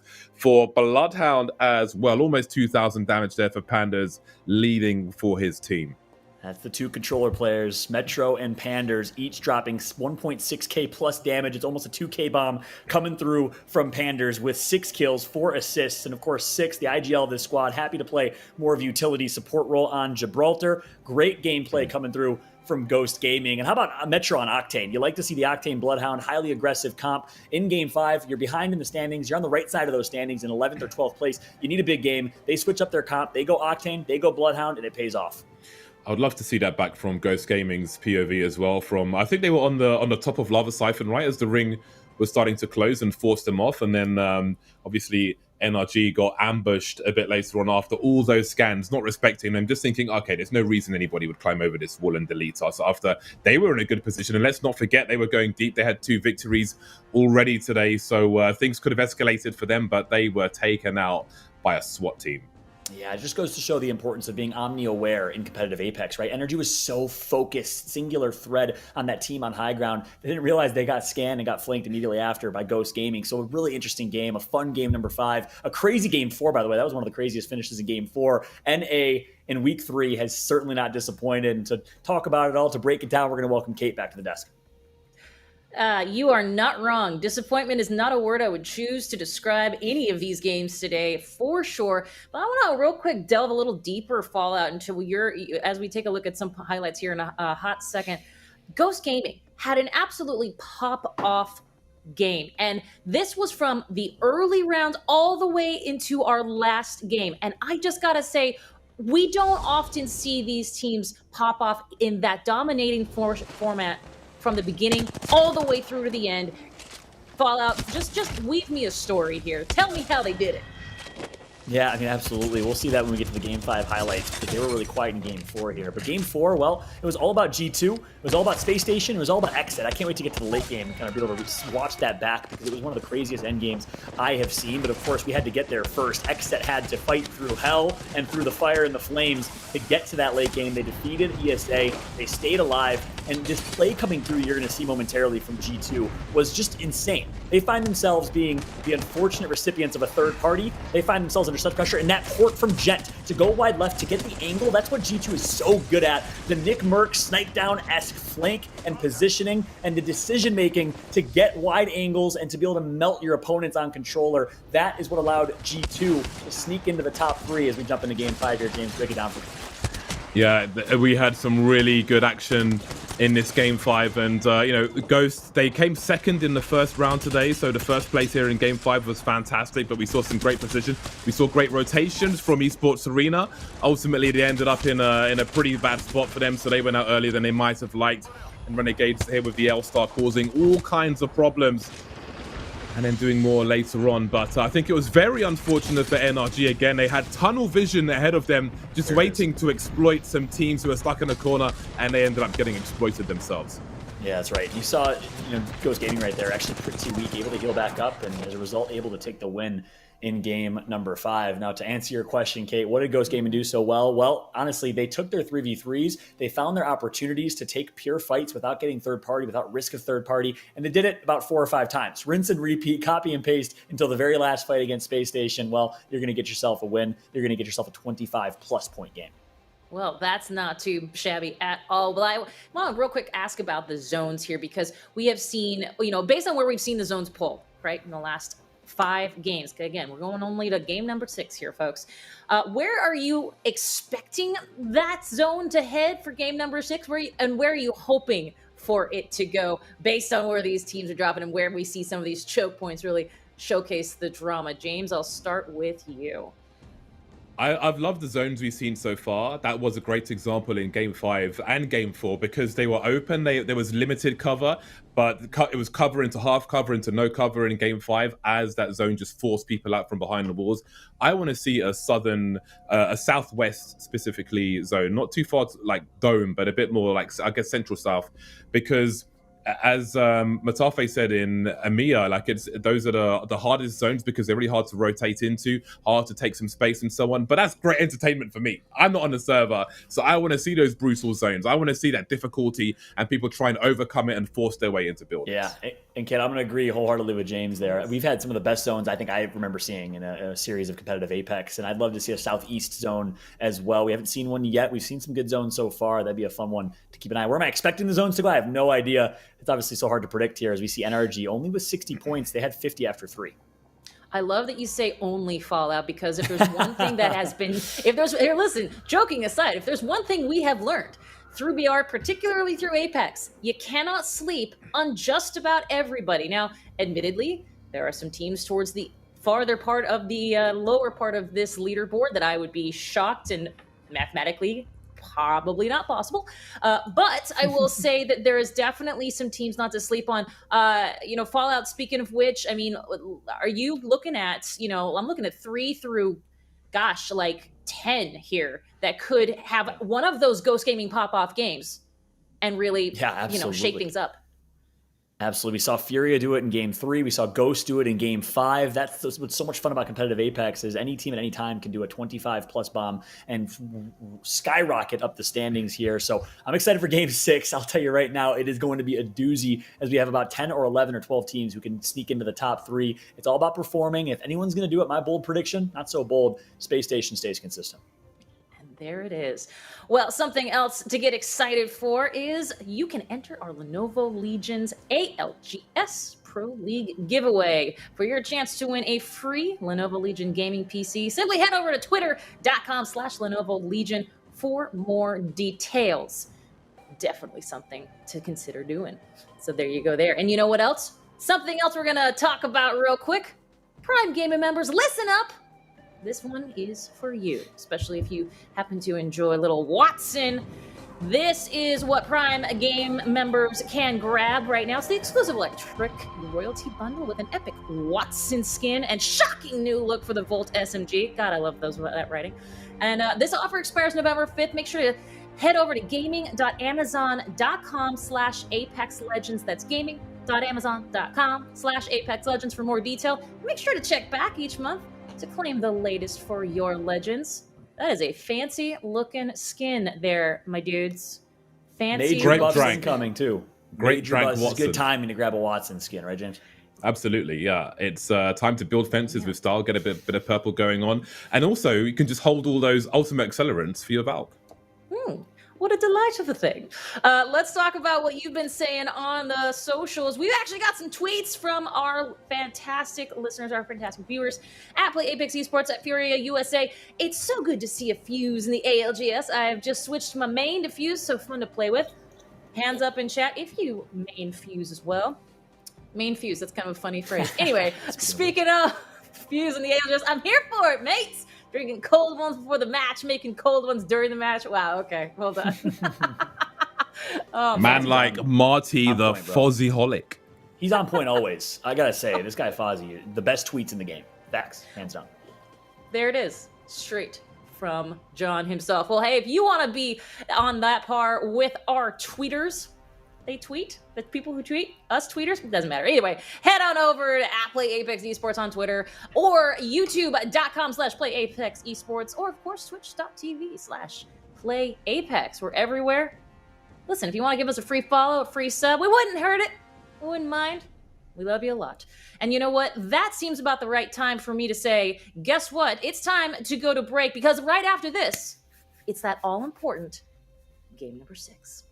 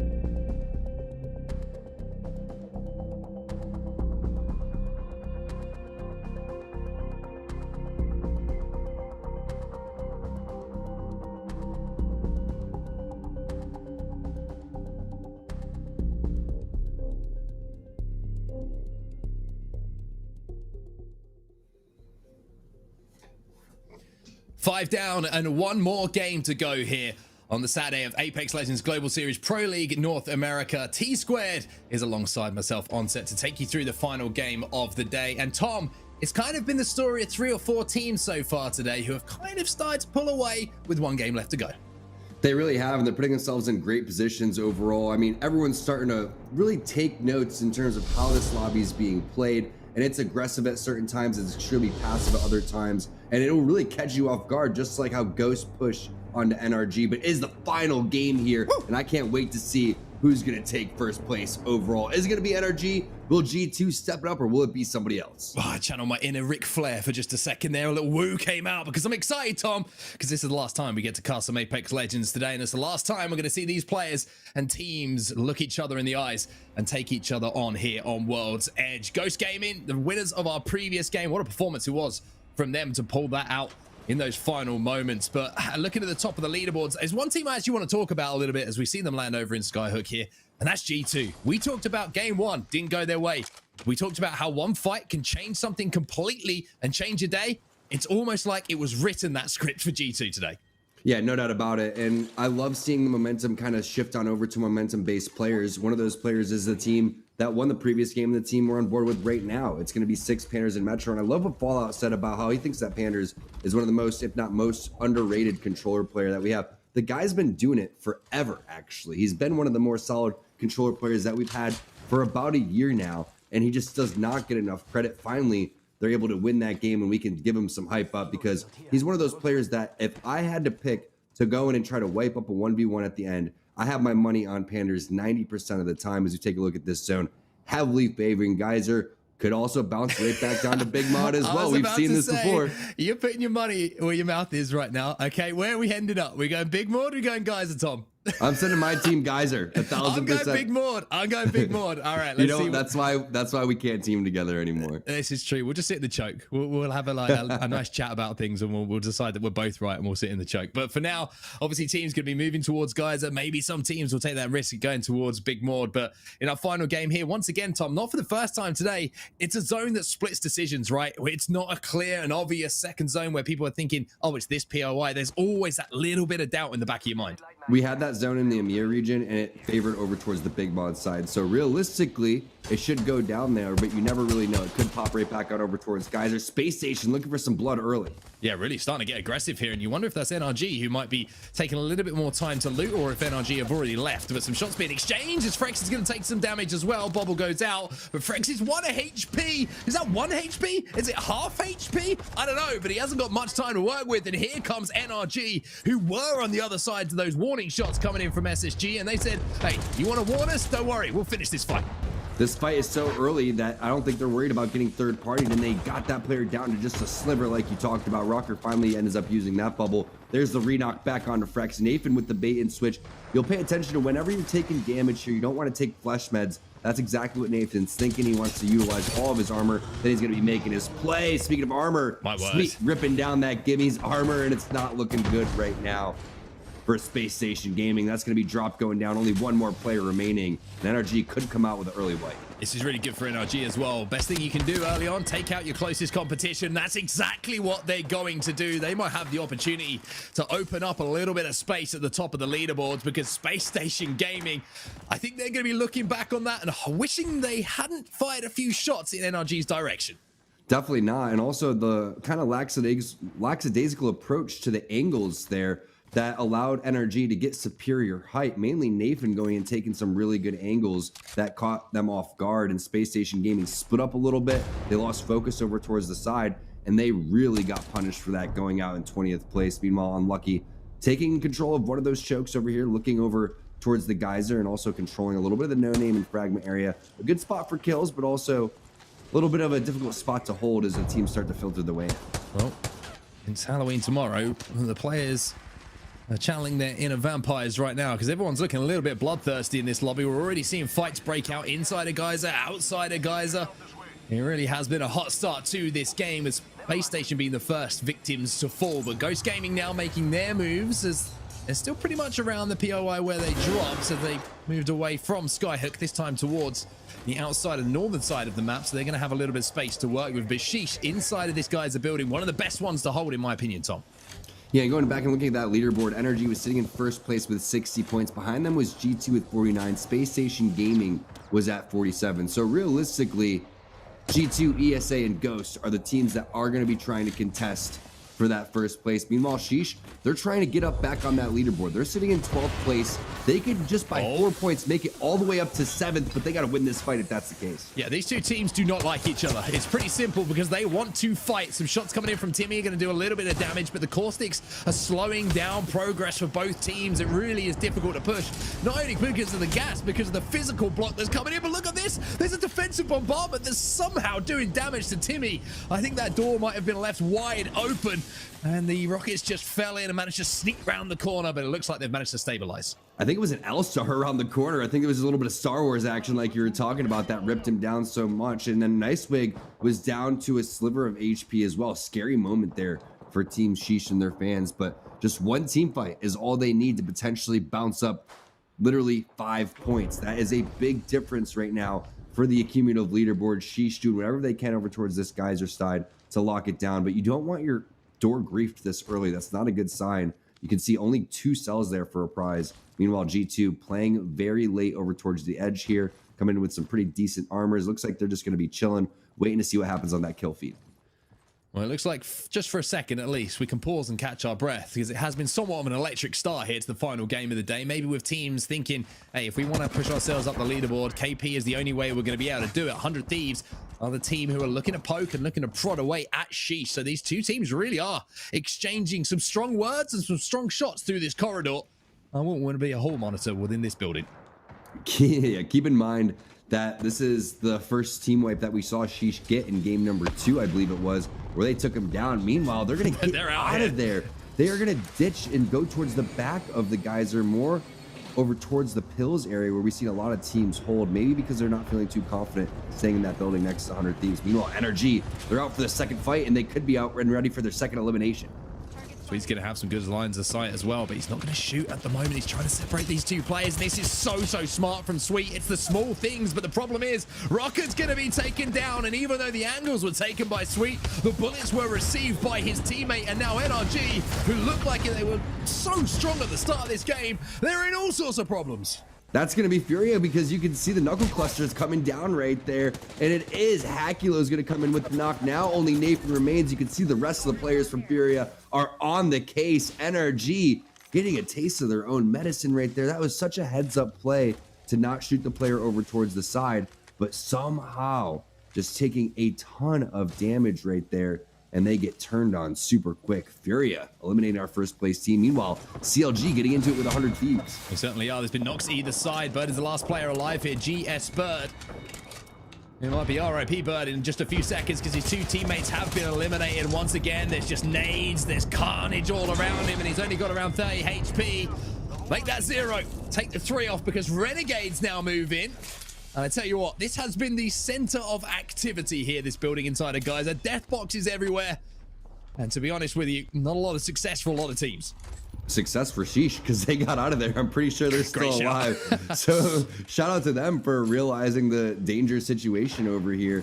Meanwhile, Esports Arena sitting in 4th place with 45 points, trying to do something in here, maybe with the finger roll Nox gas grenade. Let's see if this lands.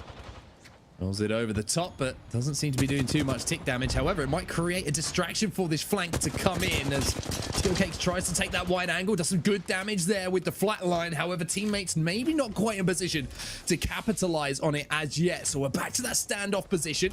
Skillcakes popping a couple of cells to get himself back up to full HP before he repeats these angles. I bet Skittlecakes wishes that he had that Nox gas grenade still as we get a look at that zone. Still 50-50, but remember, the EMEA games earlier, it bounced down over towards Big Mod, right underneath where that platform is. So that's a big spot of contention right now. We'll find out how many teams are going to make their way over there. But look at this. A team over towards Fragment, 2 teams over towards Fragment East. They're getting some shots down on a Valkyrie redeploy.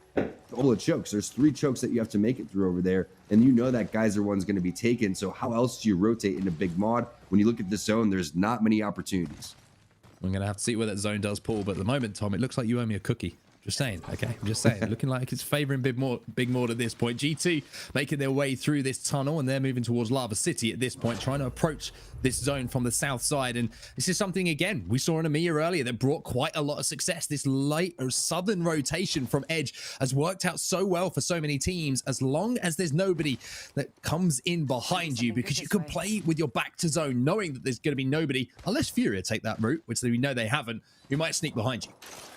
I think that's why they're going for the high ground right here. Let's hear exactly what the thought process is. We have a listen in with G2. Left. It'll be hard. I don't think any team will come from that way, Jet.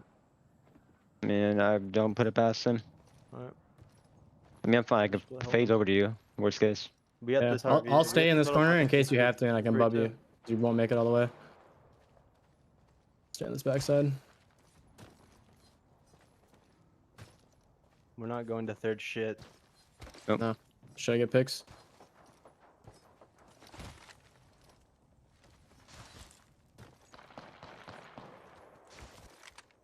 We got a really good spot in next zone too. That little fucking cart is open. Yep. This one. 3. Have the RV? Yeah. Oh, no, I see what you're talking about. Yeah.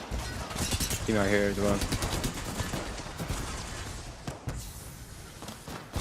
Yeah, we're good. I'm holding those EX as well. Team out here. We could hold that until somebody pushes that RV and then we'll third that. Hold what? We're gonna go for this little fucking... Yeah, we get up to the carts.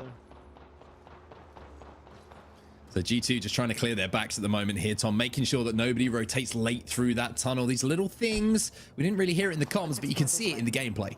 No doubt about it. Also staying within Q distance there for the phase. In the kill feed, you also saw it's going to be Team Sheesh picking up some extra kills. So they're trying to climb up that leaderboard and see what they can place here when it was all said and done. But Esports Arena is sitting pretty over here towards the big mod. And we were just talking about this while we're listening to listen in. How interesting would it be if you could actually drive this thing?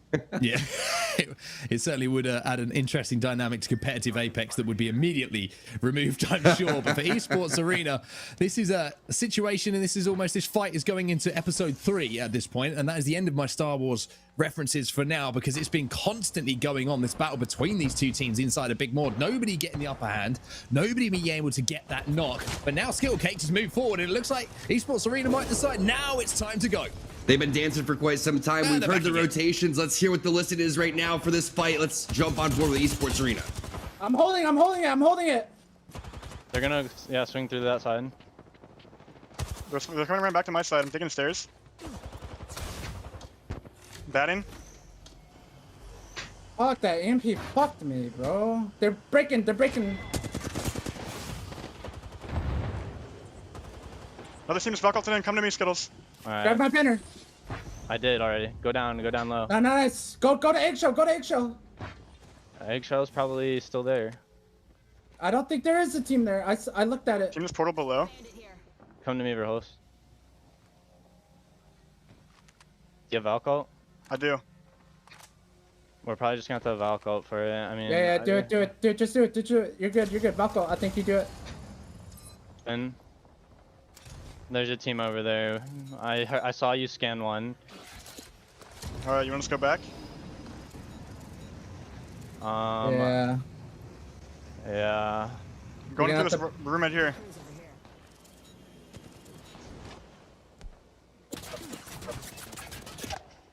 Don't go all the way in. They're up there. He's on that door. You just saw him. Across over here? Yeah, across down low. He's on that door.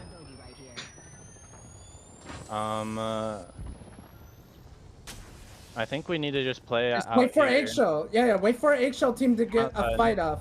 Come outside. Wait for Eggshell. Look, they're fighting Eggshell. One down.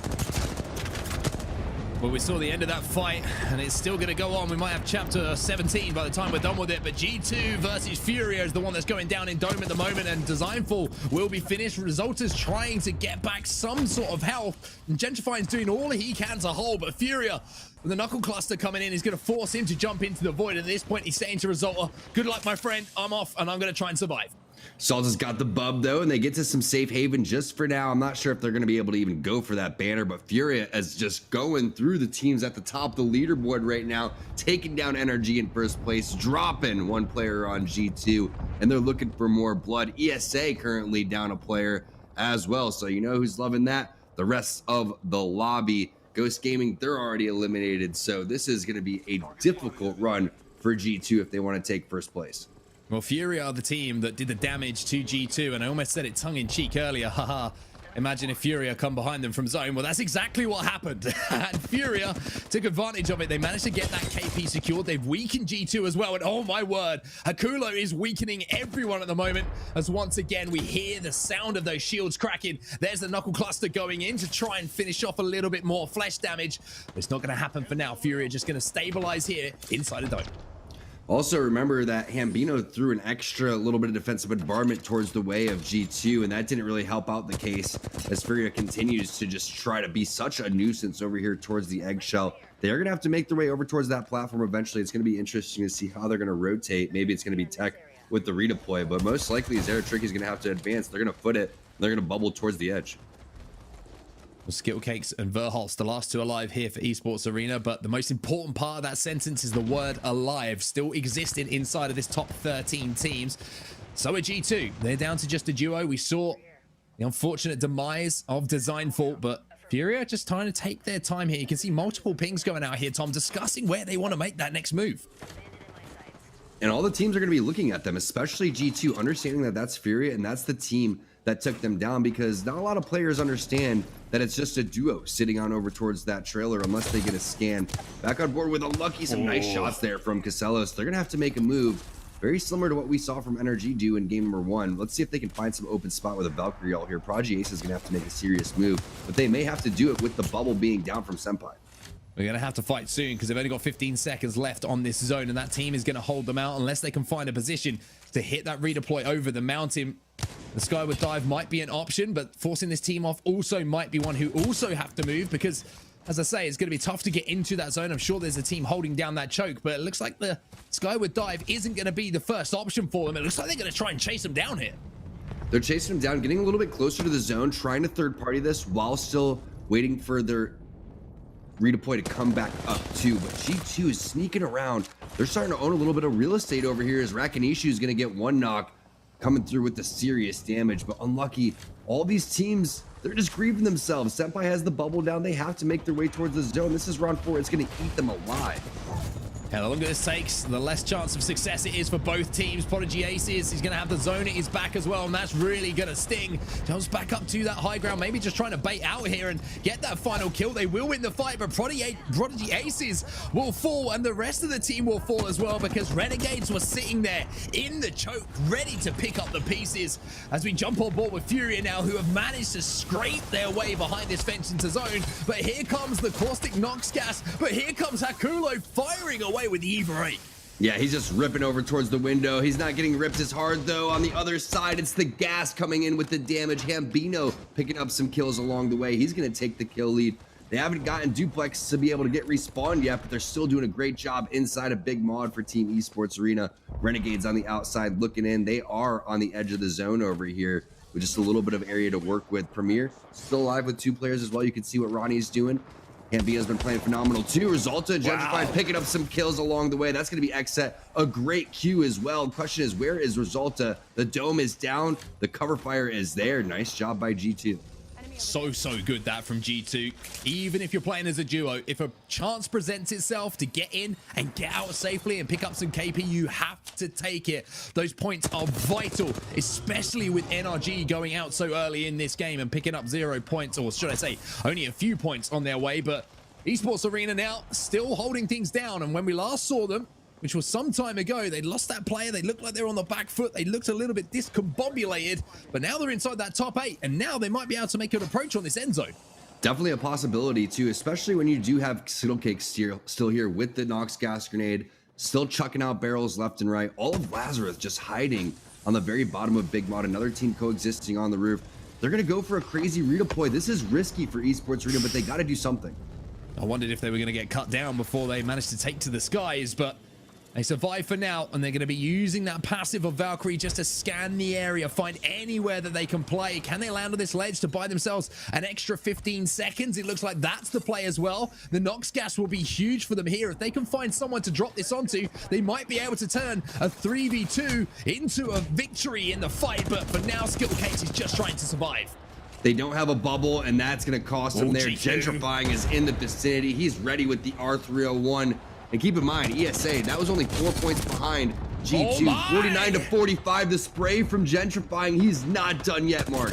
Momentum on the side of G2 as a duo, just the two towards this end game, but KP being picked up and Gentrifying is playing some of his best Apex Legends. Making sure that they're not getting pinched, watching the back. Look at the spray coming out, 50 right there onto the gold armor. Has 2 batteries, 1 in the backpack after this one, but Resulta is just there for the ride. Whenever he needs a bubble, he's going to be there. Whenever he needs an arm shield, he's going to be there as well. Just dominating as a duo. 4 kills ever since Designful has dropped, but you love to see just the little mini plays that they're doing to get to this point to begin with. How they started on over towards the eggshell, made their way over here, and just doing such a good job.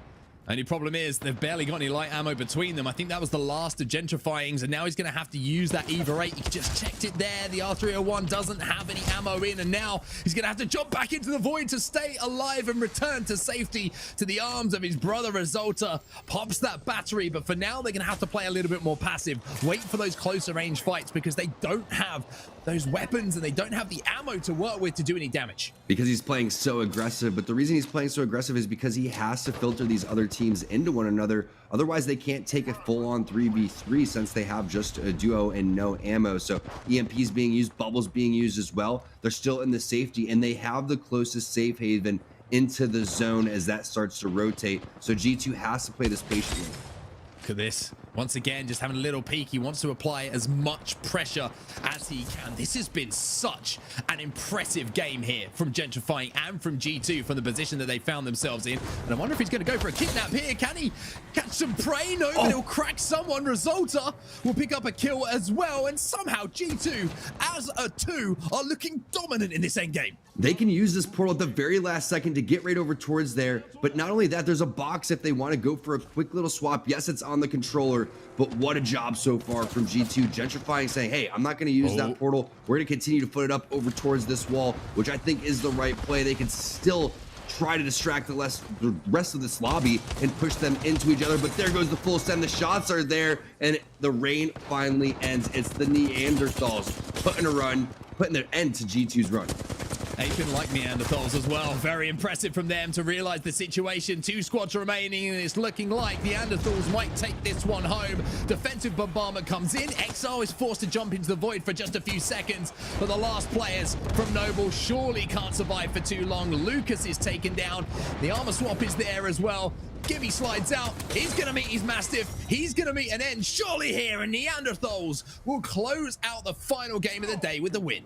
Just what an onslaught towards the tail end of that game, especially from G2. Someone had to shut him down. Neanderthals decided that they were going to be the team to go and do that, whether it was some crypto information coming from behind or whether they knew that they had to go and push and get rid of that team. That was a big play from Neanderthals, and that's huge because they've been kind of slow today. I'd love to see what that does for their overall scores. Yeah, we said one big game can catapult you from 20th up to 10th. It depends on how many points they manage to pick up along the way. But for me, I think today, the overall story, yes, NRG were really good, but G2's return to form, I think, is something that everybody's been waiting for. Everybody's been thinking, where are G2? They're here, Tom. They're back to play. Yeah, one of our strongest teams that we had in Season 1. Slow start to the Pro League so far. Coming back to not their full form, but pretty close to it right there. I mean, keep in mind, they had 2 thermal station zones slip away from them when they land over towards thermal. So if they were able to capitalize on that, it could have been a different story. But you got to give credit to the Neanderthals. They only had 17 points after 5 games. Now they come through with 21 in their final game. Yeah, big performance from them. As you said, that's going to throw them straight up that ladder on the leaderboards. Noble in 2nd place as well. Good performance from them. Lazarus taking home a 3rd. G2, that was the most impressive performance as a duo as well. Just picking up kill after kill in that end zone. Renegades inside the top 6, Esports Arena in 7th. But as I say, the biggest names were somewhat of a surprise to go out and first in the lobby, and that was Space Station and NRG, Tom. It's surprising that Furia was able to do that, but not able to place as well as they would have liked. But that's a good sign for them. The fact that they're fights, the fact that they're able to eliminate these really good players. But G2 is going to start to catch on to them rotating in behind, because that started to happen a handful of times, and they're going to start sniffing each other out. Again, a lot of teams do love to play the edge. A majority of them like to get inside the middle of the zone, as we take a look at Strictly with the big 1900 damage, 4 kills, 4 assists. Very impressive from the Gibraltar player. Exile doing a decent amount of damage as well. Only the 1 kill, but 3 assists for him. Blitzing on the Crypto, 4 kills for him with 2 assists and a heck of a lot of damage to go alongside it as well. A really good all-round performance for them, and I like when teams recognize they have advantages in those final zones, Tom. They did a great job of just executing that final moment. You have to push when you get the added advantage, but not only that, it was a lot just to get there, because it was such an interesting zone that could have bounced over towards Geyser. We saw it earlier in EMEA bounce back down over towards Big Mod, but I love the way that they just waited that out, waited the storm down. When they needed to pounce, that's why they did that passive aggressive play is what it takes in these end zones. It was really impressive, as I say, from them to close out that game. We'll bring Kate back in, because Kate, as we said in that game, you know, we had a little bet we had going on, and Tom owes me a cookie. So welcome back. Well, thank you. what a note to be welcome back on. And I gotta say, the storm that we got to see in that, I'm not sure if the zone pull that brings you, alongside the Geyser Big Mod chokiness is something we saw a little bit earlier today in EMEA, and certainly something that I know is turning into a fan favorite, because it means bloodshed for all of us to enjoy. So super excited about that. Thank you so much, of course, you both for casting through that entire match. But let's talk a little bit about something, because as we know, this was 6 games for NA. This is round 3 of 6. So I want to real quick talk about something before we get to our full leaderboard here. We're coming down to it. We saw Unlucky Ghost Gaming, who had an incredible game. They needed to start their comeback from the bottom of the leaderboard as we take a look at our highlights. Tom, who are we seeing popping off throughout our games 4, 5, and 6, specifically in those late games? Because I think, honestly, the late games, these later matches, seem to be the difference between coming out on top of the leaderboard and coming out towards the end there. To be honest, I'm impressed with almost really all the players. 1, getting here is hard enough. 2, performing on this stage is extremely difficult. But there was a lot of standout plays today. Gentrifying at the end really stood out for me. His Wraith play was really, really solid in terms of the way that he's positioning himself with portals, taking off angles, really owning a lot of real estate for his team and getting back in within Q distance. To me, Gentrifying really stepped it up, and he has to step it up for G2 to have this type of performance. Absolutely. And Onset, I want to go back to something you had said earlier, which is that you've seen some teams really come into form here. Is it possible for a team to come into form and not be at the top of our leaderboards? No, it's as simple as that. I don't think you can be out of form at the moment with the strength in North America and EMEA. I think you have a couple of off weeks, 3 off weeks, it's inexcusable.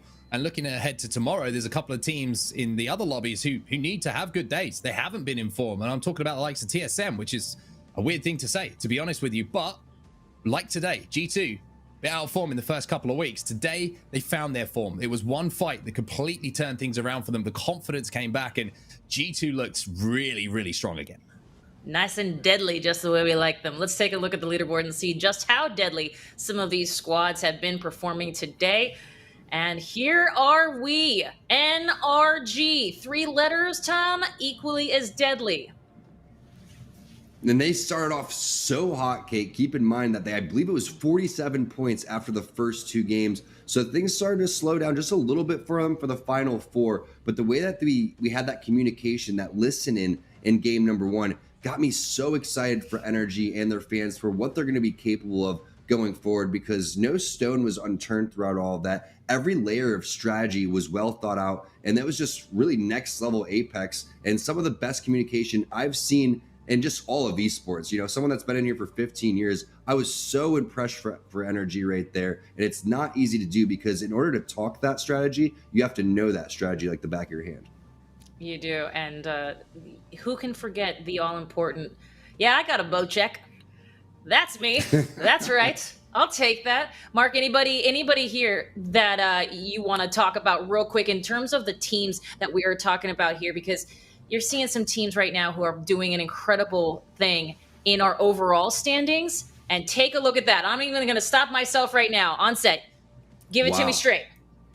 Esports Arena looking super strong. It's impressive to see the 3 teams who have performed well today at the top of the leaderboards, right? We should of course take into account that we have another day of action and some of these teams haven't played, so haven't had the opportunity to put those points on the board. But what a turnaround. G2, where have you been? Well, now you're in 7th place. That is a huge turnaround for them. NRG in 3rd, Space Station in 2nd, and Esports Arena at the top of the pile. What a performance it's been for 3 weeks now from those 3 gentlemen. I'd also like to point out that these teams at the top are running that composition that is meta right now. They're running Valkyrie, Caustic, Gibby. So I'd just like to really reiterate that. And one of the teams that started this meta and made it so strong was Team Esports Arena. Verholst has been dominant, but you also got a chance to hear the listen-ins where they have Duplex coming in with the secondary callouts as well. Absolutely. And this is and I alluded to this question a little bit earlier here, Mark. We'll start with you. In terms of those players that were, the way that we have it configured is 10 players. Actually, you know what, Onset, I'm going to have you answer this question. How is it that the teams, since we are now through our 3rd round of 6, what does the future look like for these teams in terms of what they need to get to? Top 10 automatically gets us to playoffs. What else can we tell the fine folks at home? That's all that matters. Top 10. Get into top 10 and then approach the next stage when it gets there. You've got to get through every single step of the way. Top 10 or nothing at this point for all of these players. And there's a couple of teams down on that bottom half that I'm starting to feel a little bit worried for, because they're going to be looking at that leaderboard and thinking, hey, we haven't got many weeks left. There's not a huge amount of points, and it's not about putting up a huge amount of points 1 week, because it converts into a placing point essentially. So even though it might look tight, sometimes it's not as tight as it does look, because you can't pick up a huge amount of points in 1 week and catapult yourself up. So it's going to be scary now for some of these teams. And I'm not talking Halloween scary. I'm talking like you've worked a long time and you're not going to get the reward you want kind of scary. So what else can you say about it, really? Top 10 or nothing for all of these teams. Top 10 or nothing. Well, as we talk about these teams, we got to talk about the players within them. 3 teammates, a squad does it make. And that means it's time to talk all about our Monster MVP.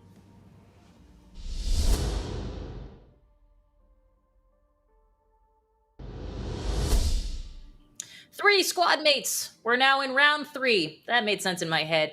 We have obviously some incredible teammates, some incredible squad mates. And I want to real quick start with you, Tom. Who had your heart today? I really have to go with Sweet. It was really close. I was leaning towards Gentrifying as well, but just after the first 2 games, seeing that many points put up, you really have to give credit to where credit's due. Again, the leadership throughout all of that, just being able to put everybody at the right place, everybody pitching in terms of what the strategy is going to be, but also hitting your shots in these crucial moments. That's the most important thing, and calling out to your teammates where they need to focus while everybody else is communicating what you need to do as well. I love the way that they were able to do all those things, and you see so many different facets of Energy's game, whether that's locking down priority positions, good, Valkyrie redeploys, whatever that is, they brought that to the table, getting into the end zones and predicting zones perfectly. We saw that from them. We saw great early game fights and rotations. Everything that you want to see from Sweet, we saw today. Indeed. Yeah, I'm going to jump off the back of that, because I think we saw the best of Sweet Dreams today. And G2, a big shout out to them as well. Tom mentioned Gentrifying, and quite rightly so as well, because he was the catalyst to start everything off for G2. Coming into today, they were looking really shaky, but Gentrifying kind of picked the team up himself. And that first fight I was talking about on the outskirts of Fragment West, I think it was West Fragment, just by the train station, was what really started to light the fire underneath them. And this moment here, I thought G2 had won this. I thought G2 had the opportunity here to really convert, the set in that final position, managed to clutch it up. But this moment, I mean, this was the best of Gentrifying in these final moments in our final game. This is how you play Wraith. This is a tutorial on everything you need to do as a player. It doesn't matter if you haven't got a full team. As long as you've got one player to fall back to, you can be so mobile and do so much damage. Literally staying within phase distance the entire time, adding pressure, hitting shots along the way, opening up the map, basically. That's what you see coming in from Gentrifying. But again, it was amazing play from a lot of our players today, and it was so fun to watch them duke it out for 1st and 2nd place. Well, speaking of duking it out, let's take a look at what the numbers say in our kill leaderboard. heading on over to our screen right now, because this is always a great indicator of just how deadly the damage that these players can wield. And here we go. A very, I mean, my gosh, there's a reason you said gentrifying there, Tom. 18 kills, that proves it. Yeah, no doubt about it. And again, doing it in their style. That's what G2 does. They take fights, they play aggressive, just like Mark's saying. They only needed that first one underneath their belt to go and get that momentum. I believe that was a fight against Furia where they sniffed him out. I believe it was Designful as well, who came through with a really nice scan that caught him basically with their pants down. And it was really nice to see G2 go from a team that was looking like they weren't going to make it into the top 10 to catapulting themselves in a solid position, because we know how strong they are. 100% onset.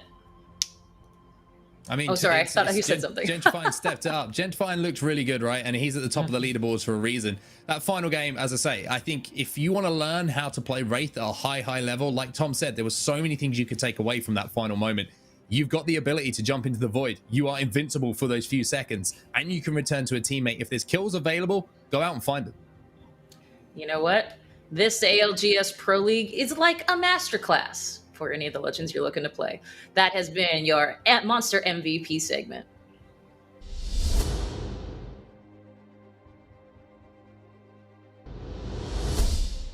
Well, we have had so much fun today. Gents, I know you both have been casting away so much and have been really showcasing the journey that these players have been on. And we've been talking about them from the preseason qualifiers all the way now through here to our round number 3 of 6.